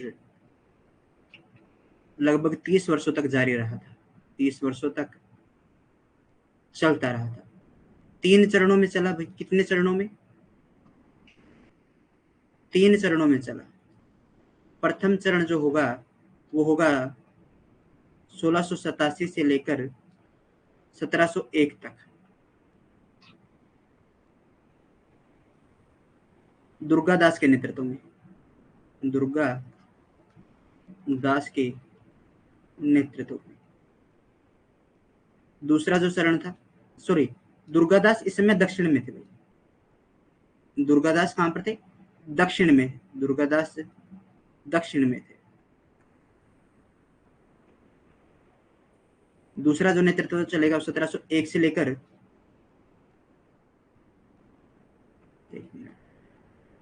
ये 1681 करो इसको, 1681 से लेकर 1687 तक, ठीक है। 1681 से लेकर 1687 तक, फिर 1687 से लेकर, एक मिनट,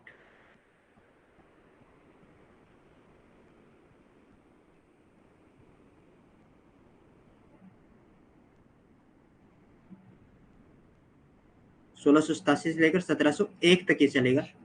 अब जो नेतृत्व इसका करेंगे दुर्गा दास करेंगे। दुर्गा दास इसका नेतृत्व करेंगे। फिर चला था 1701 से लेकर 1707 तक, और इस समय तक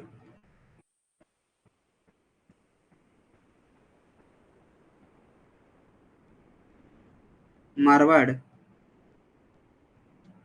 को स्वतंत्र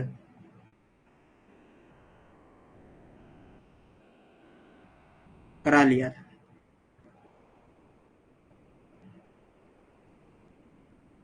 क्लियर है?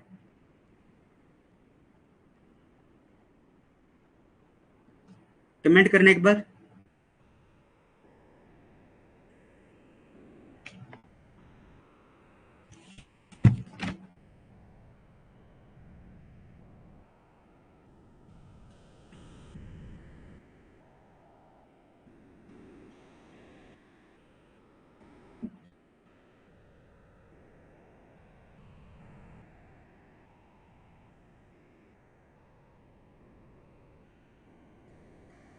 जी, अब होगा मारवाड़ के साथ संघर्ष, मारवाड़ एवं मुगल संघर्ष।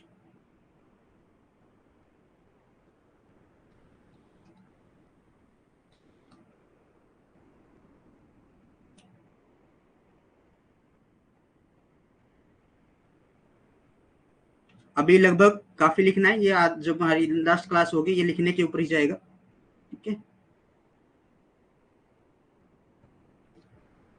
लिखना तो पड़ेगा इसको, ऐसे कैसे काम चलेगा, ठीक है। अगर आप लिखना नहीं चाहते मैं इसको बोल कर आपको समझा सकता हूँ, ठीक है। और इसके जो नोट्स होंगे मैं आपको अपलोड कर दूंगा अगर आप चाहते तो। मेरे जो हैंड रिटन नोट्स हैं उसको इसके साथ अटैच करके अपलोड कर दूंगा। अगर आप लिखना चाहते हैं तो आप लिख सकते हैं। लिख लोगे बेहतर रहोगे, क्योंकि अभी लिख लोगे तो आपको कोई प्रॉब्लम नहीं आएगी, बाद में लिखा नहीं जाएगा। मारवाड़ एवं मुगल संघर्ष।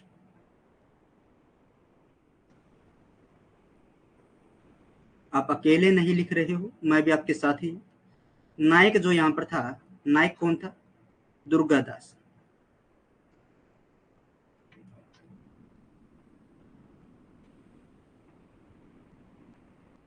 कर्नल टोड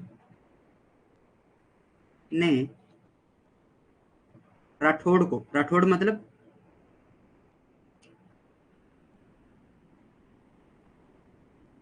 राठौड़ मतलब दुर्गादास राठौड़ को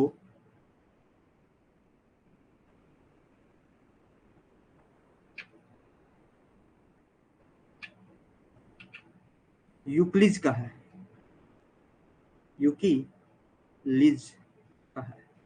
यूक्लिज है क्या? यूक्लिज यूनान का एक महान योद्धा था।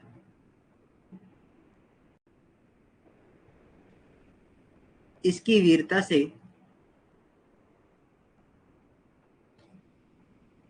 इसकी वीरता के कारण आज भी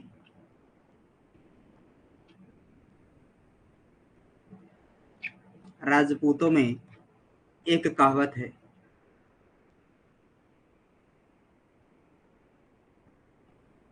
हे माँ पूत ऐसा जन जैसा दुर्गादास।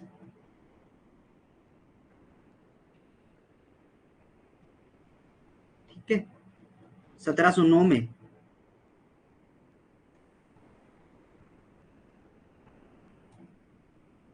बहादुर शाह प्रथम ने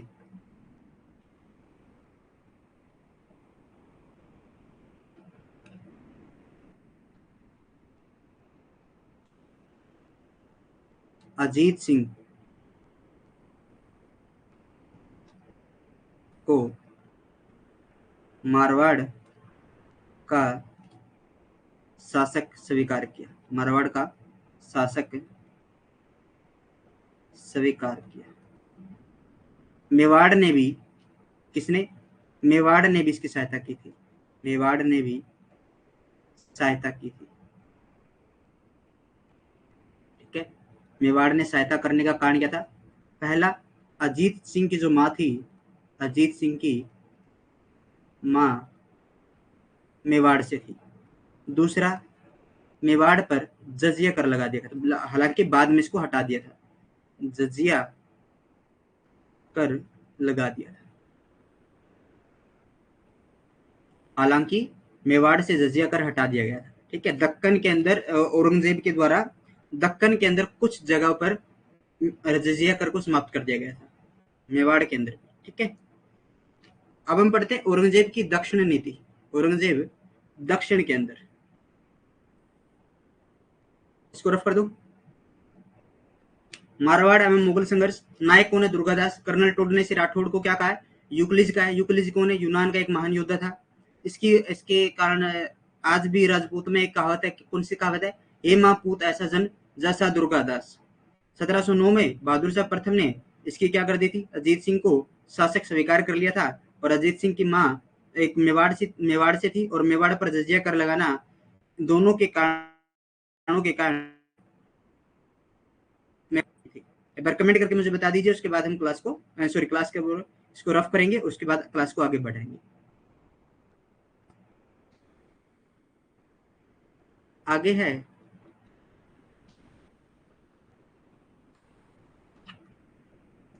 औरंगजेब दक्षिण के अंदर। दक्षिण में क्या है? शहजादा अकबर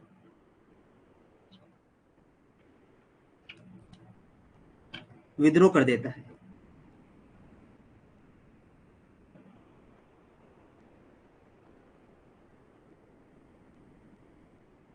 शहजादे अकबर के विद्रोह का दमन करने के लिए दक्षिण भारत की तरफ चला। शहजादा अकबर ने किससे सहायता प्राप्त की? किससे? तो मेवाड़ ने इसकी सहायता की। मेवाड़ के राज सिंह ने इसकी सहायता की थी। दूसरा, और मेवाड़ का जो इसका पुत्र था जय सिंह, जय सिंह ने भी इसकी सहायता की।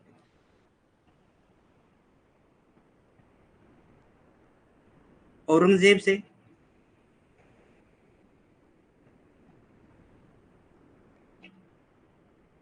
संधि इन दोनों के बीच हुई। संधि में क्या कहा कि कुछ परगनों से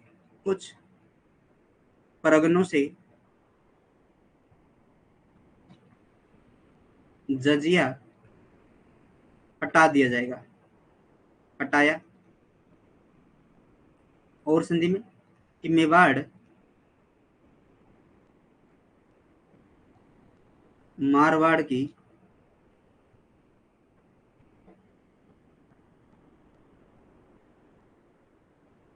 सहायता नहीं करेगा। मारवाड़ मतलब अजीत सिंह की। ठीक है। सहायता नहीं करेगा। ये चीजें दक्कन के अंदर चल रही थी। दक्कन के अंदर और भी ज्यादा विद्रोह हम देखेंगे। अभी हम पढ़ेंगे दक्कन के अंदर जो विद्रोह थे उनके बारे में भी चर्चा करेंगे। एक बार मुझे कमेंट करके बता दीजिए आपको ये चीजें समझ में आ गई।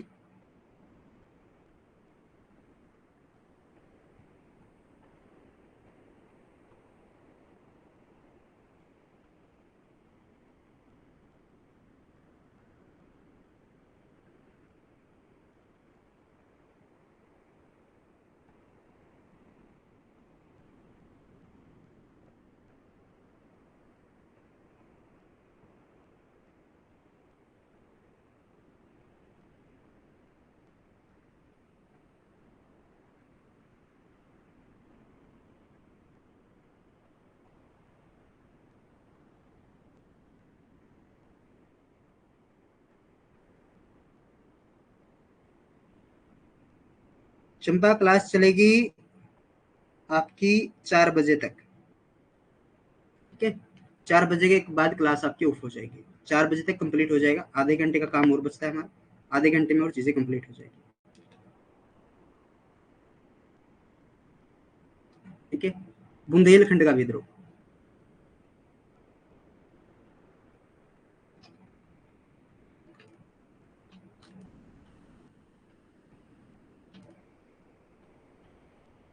क्या है? बुंदेलखंड का विद्रोह हुआ कब? 1661 में। 1661 से लेकर 1707 तक ये चलता रहा था। मुख्य केंद्र जो था इसका वो ओरछा था। ओरछा इसका मुख्य केंद्र था।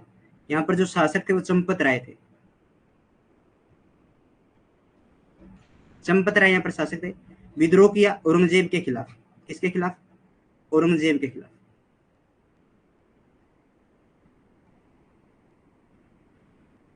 खिलाफ। और इन्होंने आत्महत्या कर ली थी। चंपत राय ने क्या कर ली थी?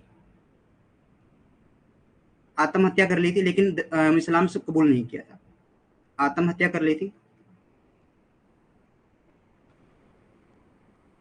लेकिन इस्लाम कबूल नहीं किया था, ठीक है। और मुगल आधिपत्य स्वीकार नहीं किया था। वह मुगल आधिपत्य स्वीकार नहीं किया था। बुंदेलों का सर्वप्रथम विद्रोह अकबर के समय हुआ था। सर्वप्रथम विद्रोह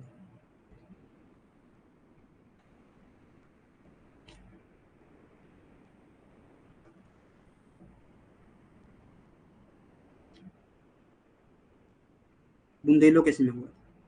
सॉरी, बुंदेलों का अकबर के समय हुआ।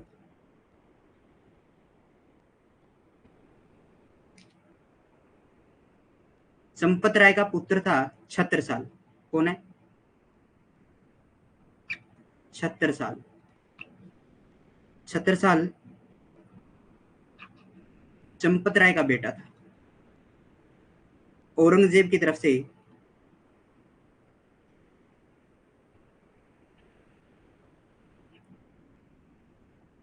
शिवाजी के खिलाफ युद्ध किया था। शिवाजी से युद्ध करने के लिए सेना भेजी थी इसके नेतृत्व में। लेकिन क्या होता है, शिवाजी से प्रभावित हो जाता है और अपनी सेवाएं शिवाजी को देना शुरू कर देता है।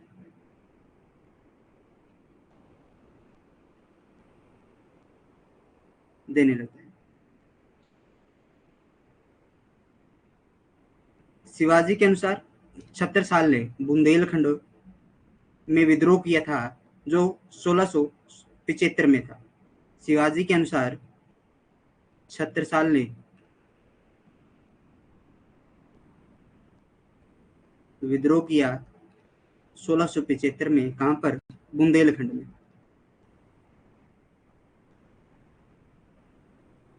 और 1721 में इसकी मृत्यु हो जाएगी। बुंदेलखंड का स्वतंत्र 1707 में जब औरंगजेब की मृत्यु हो जाएगी तो यह क्या करेगा, अपने आप को बुंदेलखंड का स्वतंत्र शासक घोषित कर देगा। और 1721 में इसकी मृत्यु हो जाएगी। इसमें इसकी मृत्यु हुई। क्लियर है?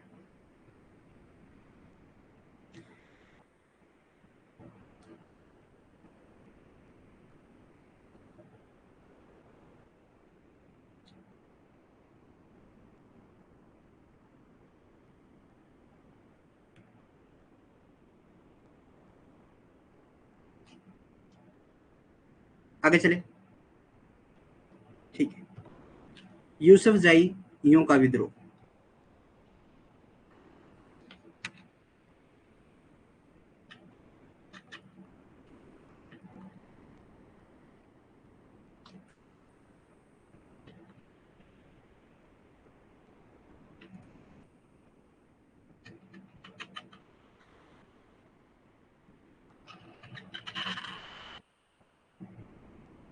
1667 में हुआ था।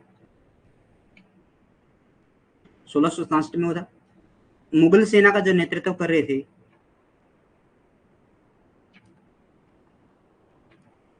किसके नेतृत्व में थी? अमीर खान के। अमीर खान के नेतृत्व में थी।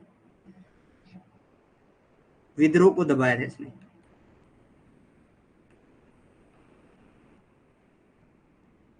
दबाया था।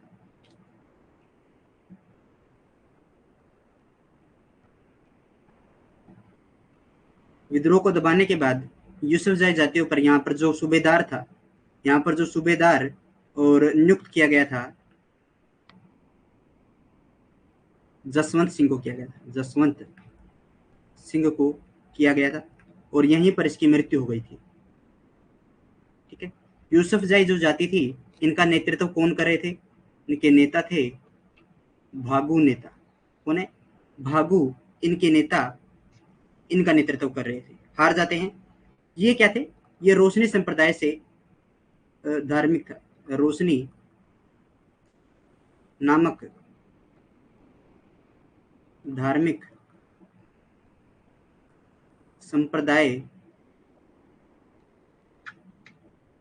द्वारा इस विद्रोह की पृष्ठभूमि तैयार की गई थी। द्वारा इस विद्रोह की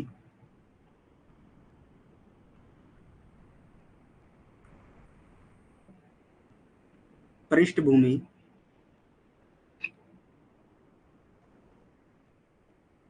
तैयार की गई थी।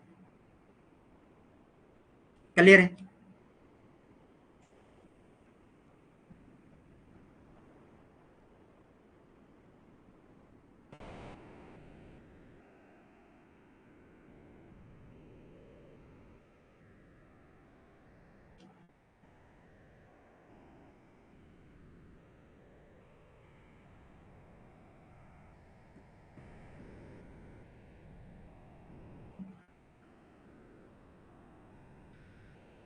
आगे चलते। जाटों का विद्रोह।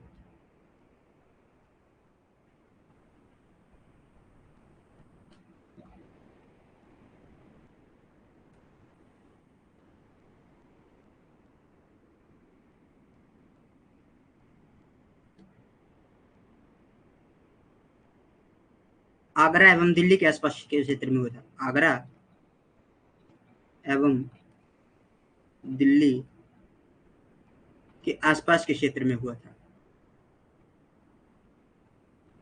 जाटों की कबियाली किस्म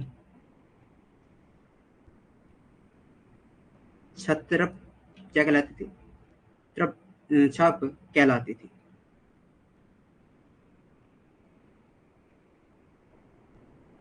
कहलाती थी। औरंगजेब के समय जाटों का जो प्रथम पहला संगठित विद्रोह था, प्रथम विद्रोह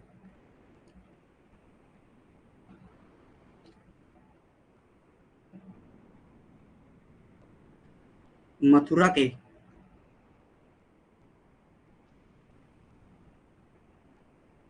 पास गोकुल ने किया था। गोकुल ने किया था। जमींदार था। जमींदारों का नेतृत्व किया था। जमींदारों का नेतृत्व इसने किया था। वसिज मुगल सेना और मुगल सेना में कौन था? फौजदार हसन अली खान। ठीक है। हरा दिया इनको। जो मुगल सेना थी जीत जाती है और ये हार जाते हैं। इनकी हत्या कर देते हैं। फौजदार खां क्या कर देते हैं? गोकुल की हत्या कर देते हैं। इसका कारण क्या था विद्रोह का भाई? पहला तो किसान से लिए जाने वाला कर, उसके बाद किसानों की भूमि, ठीक है, जो इनसे छीनकर गैर जो इनसे छीनकर दूसरे लोगों को दी जा रही थी। सतनामी आंदोलन ने इसको समर्थन किया था। सतनामी आंदोलन ने समर्थन किया था।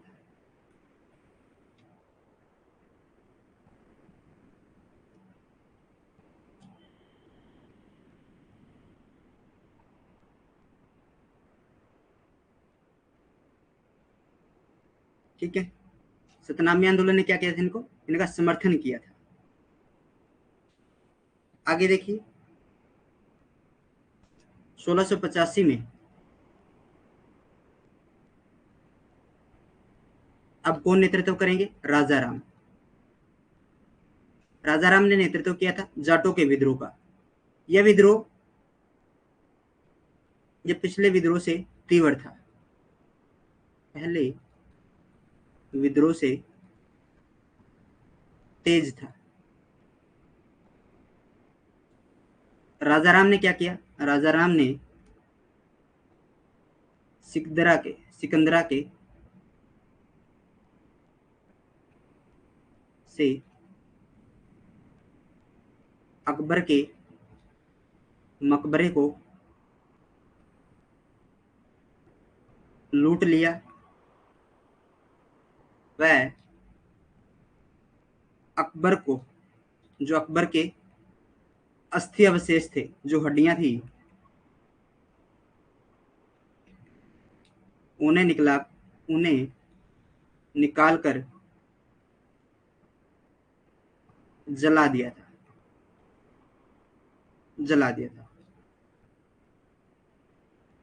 और इसने क्या किया था? इसमें छापामार युद्ध पद्धति का प्रयोग किया था। छापामार युद्ध पद्धति का प्रयोग किया था।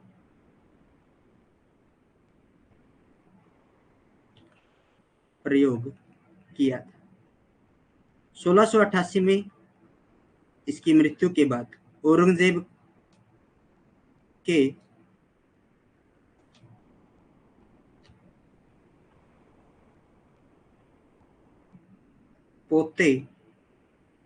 पौत्र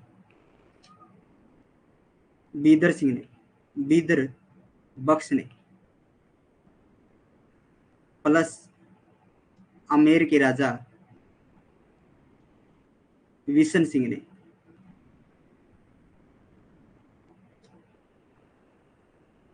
राजाराम को परास्त किया। राजाराम को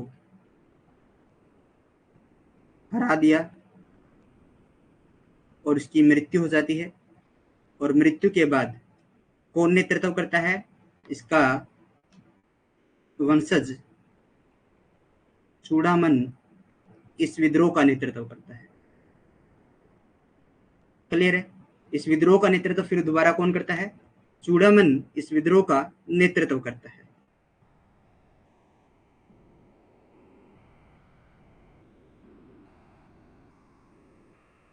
सतनामी विद्रोह क्या है भाई? सतनामी विद्रोह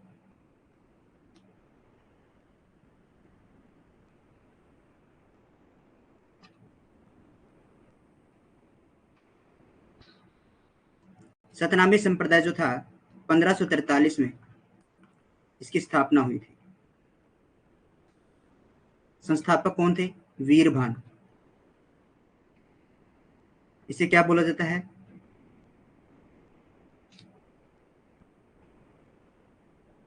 उदयदास भी इसको बोला जाता है। ठीक है, संत रैदास के शिष्य थे। संत रैदास के शिष्य थे। इनको मुंडिया बोला जाता है। जो इस संप्रदाय से थे, धार्मिक संप्रदाय था ये। क्या था? एक धार्मिक संप्रदाय था। ठीक है, शुद्ध द्वैतवाद पर आधारित था। शुद्ध द्वैतवाद पर, अद्वैतवाद पर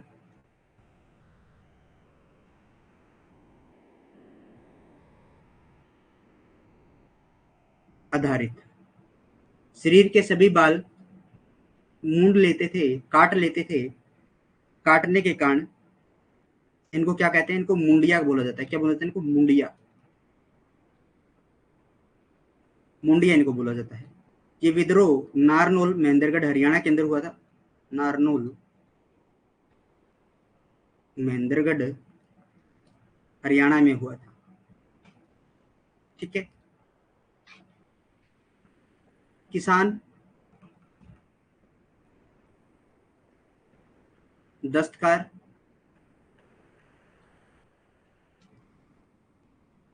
नीची जाति के लोग,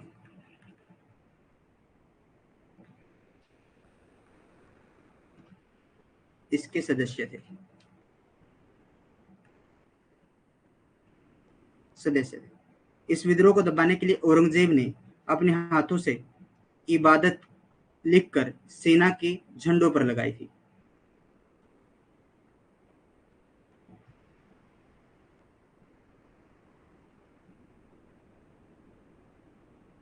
ठीक है। और इस विद्रोह को दबा दिया गया, दबा दिया गया था। हालांकि इनको पूर्ण रूप से शांत नहीं कर पाया था औरंगजेब, सतनामियों को दबा जरूर दिया इसको, इस विद्रोह को। सिखों का विद्रोह, इंपॉर्टेंट विद्रोह कर लेते हैं। सिखों का विद्रोह।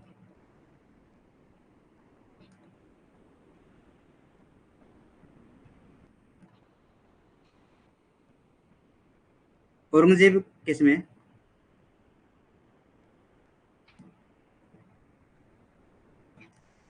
एकमात्र धार्मिक विद्रोह था ये।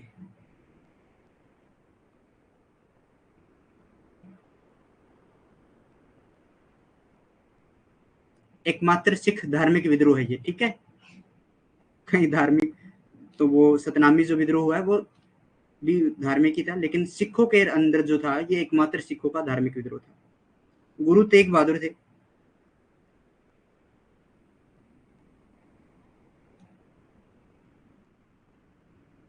की मृत्यु हो जाती है। ये विद्रोह गुरु तेग बहादुर की मृत्यु से शुरू हुआ था। ठीक है।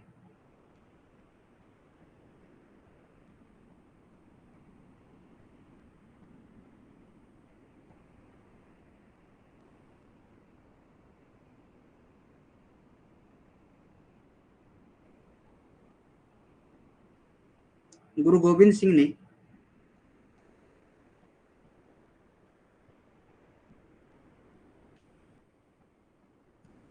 औरंगजेब का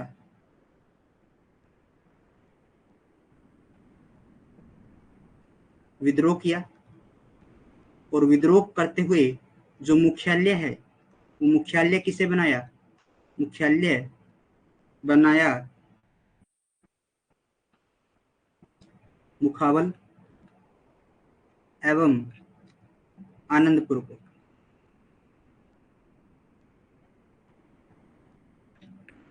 आनंदपुर को अपना मुख्यालय बनाया। गुरु गोविंद सिंह जी ने गुरु गद्दी की समाप्ता करके सिखों को क्या किया, सैनिक एवं लड़ाकू रूप दे दिया। गुरु गोविंद सिंह ने क्या किया था, सिखों के जितने भी शिष्य थे गुरुओं के, उनको लड़ाकू रूप एक दे दिया था। ठीक है। गुरु गोविंद सिंह ने पूरक ग्रंथ का संकलन कराया था, और इसका दूसरा नाम, इसे 10वां बादशाह का ग्रंथ इसे कहा जाता है। गुरु ग्रंथ साहिब का संकलन तो अर्जुन देव जी ने किया था, लेकिन पूर्ण रूप से पूरक संकलन इनके समय हुआ, और इसे 10वें बादशाह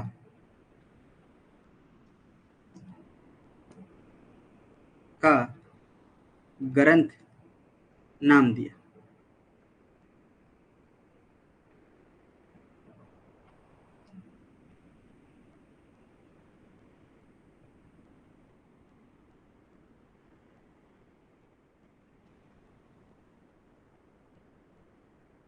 बस वही शहजादे अकबर का विद्रोह कर चुके हैं, दुर्गादास राठौड़ के साथ उसका कर चुके हैं, सहायता वो करेंगे।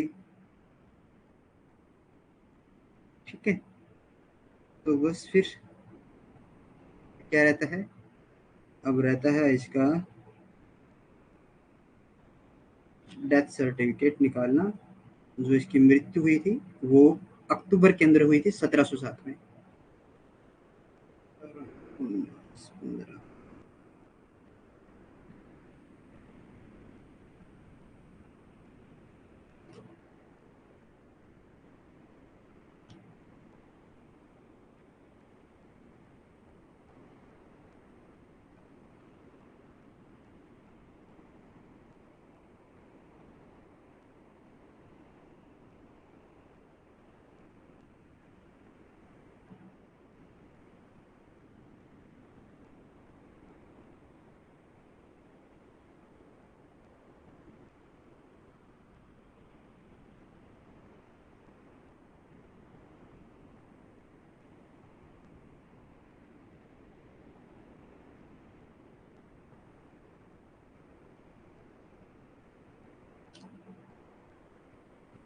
लो मृत्यु लिख लो इसकी, 3 मार्च 1709 7 को।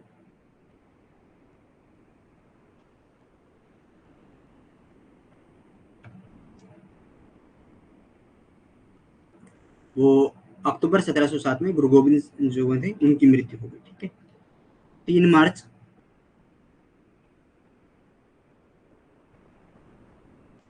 1707 को अहमदनगर में थे।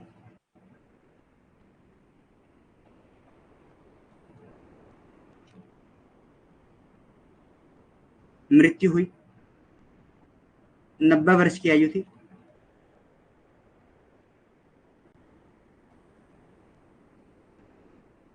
दौलताबाद।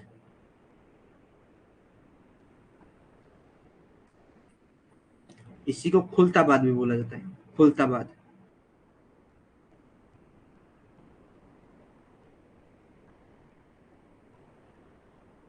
बाद इसको बोला जाता है।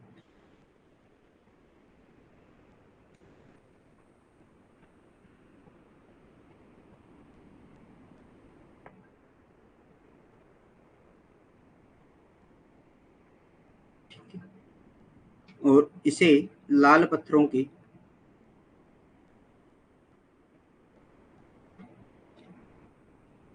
कब्र बनाकर दफनाया गया था। ऐसा माना जाता है कि ये कब्र औरंगजेब ने स्वयं इसका निर्माण करवाया था। औरंगजेब ने दौलताबाद के अंदर ही काला ताज मृत्यु से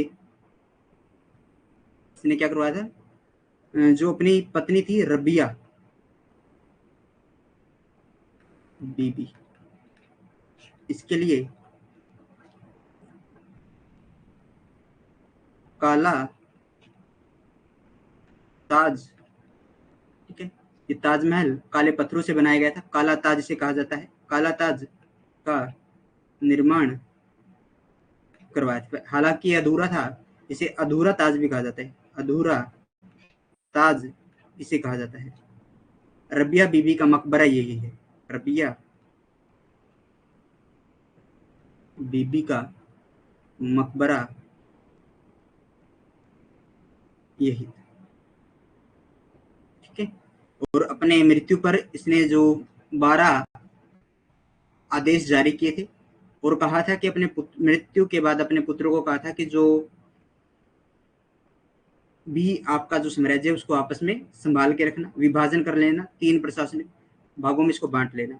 इसने अपनी मृत्यु पर कहा था कि मैंने कभी भी, वास्तव में एक महान बादशाह वही होता है जो अपनी प्रजा का दुख समझे और प्रजा को समान रूप से शासन करे। ठीक है, इसने कहा कि इसने स्वीकार किया कि सारे झगड़े की जो जड़ है वो मैं हूं, मैं अकेला आया था और अकेला ही चला जाऊंगा। मैंने लोगों का भला नहीं किया और मैंने अपने जो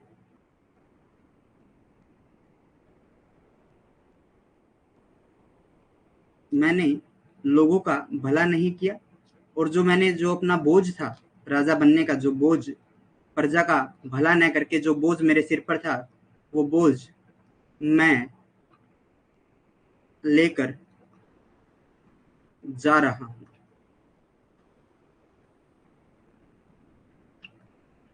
ठीक है, और मैंने अपनी नाव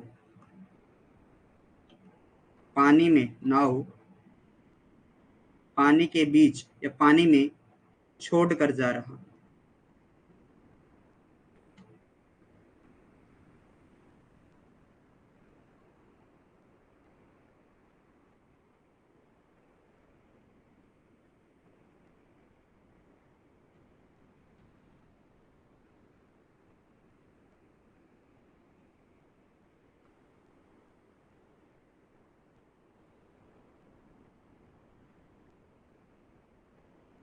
परमदीप 3 मार्च से क्या है, रिपीट?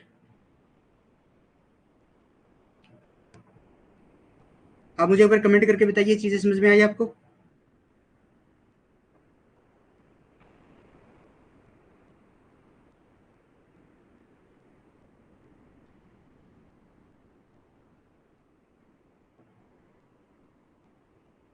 अच्छा, 3 मार्च से रिपीट करें। देखो, 3 मार्च 1707 को अहमदनगर के अंदर इसकी मृत्यु हो जाती है।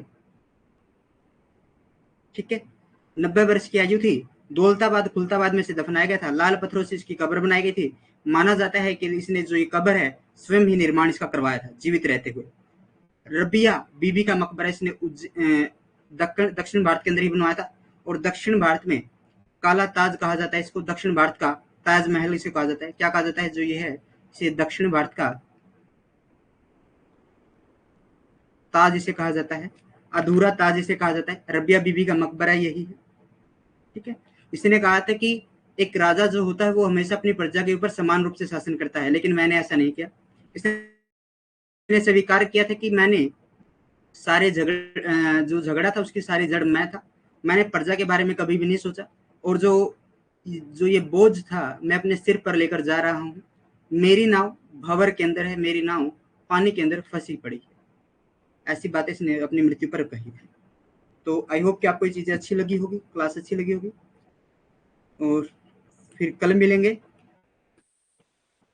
एक नई अध्याय के साथ, कुछ नई चीजों के साथ। आप मुझे कमेंट करके बता दीजिए क्लास आपको कैसी लगी।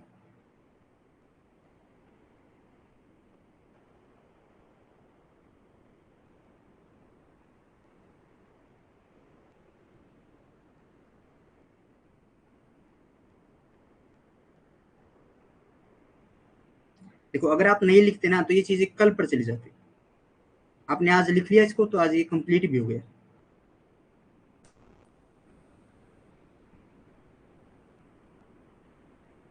थैंक यू, थैंक यू, आप सभी को धन्यवाद।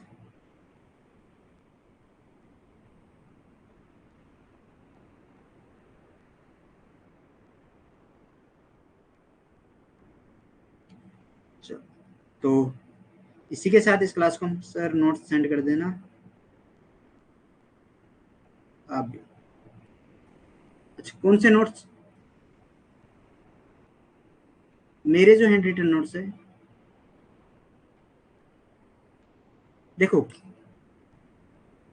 आप मेरी बात मानो, एक थोड़ा सा सब्र करना।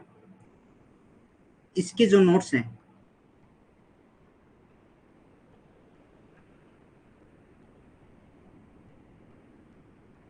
चलो मैं सेंड कर देता हूँ बकाया। बाद में इसके जो नोट्स होंगे आपको मैं सेंड कर दूंगा। दोबारा अपडेट करूंगा तो उस दिन मैं आपको बता दूंगा। घबराओ मत, छोड़ो, क्यों घबरा रहे, बस। ठीक है, अगर मैं कोई नोट्स अपडेट करूंगा तो उसके अंदर मैं आपको बता दूंगा कि क्या मैंने किया क्या नहीं किया। घबराना नहीं है बस, क्योंकि मैं चाहता हूँ कि आपको एक बेहतरीन नोट्स आपके इसके अंदर मिले। थोड़ी सी धार्मिक नीति रहती है, धार्मिक नीति भी मैं इसके अंदर नोट्स के अंदर ऐड करने की कोशिश करूंगा।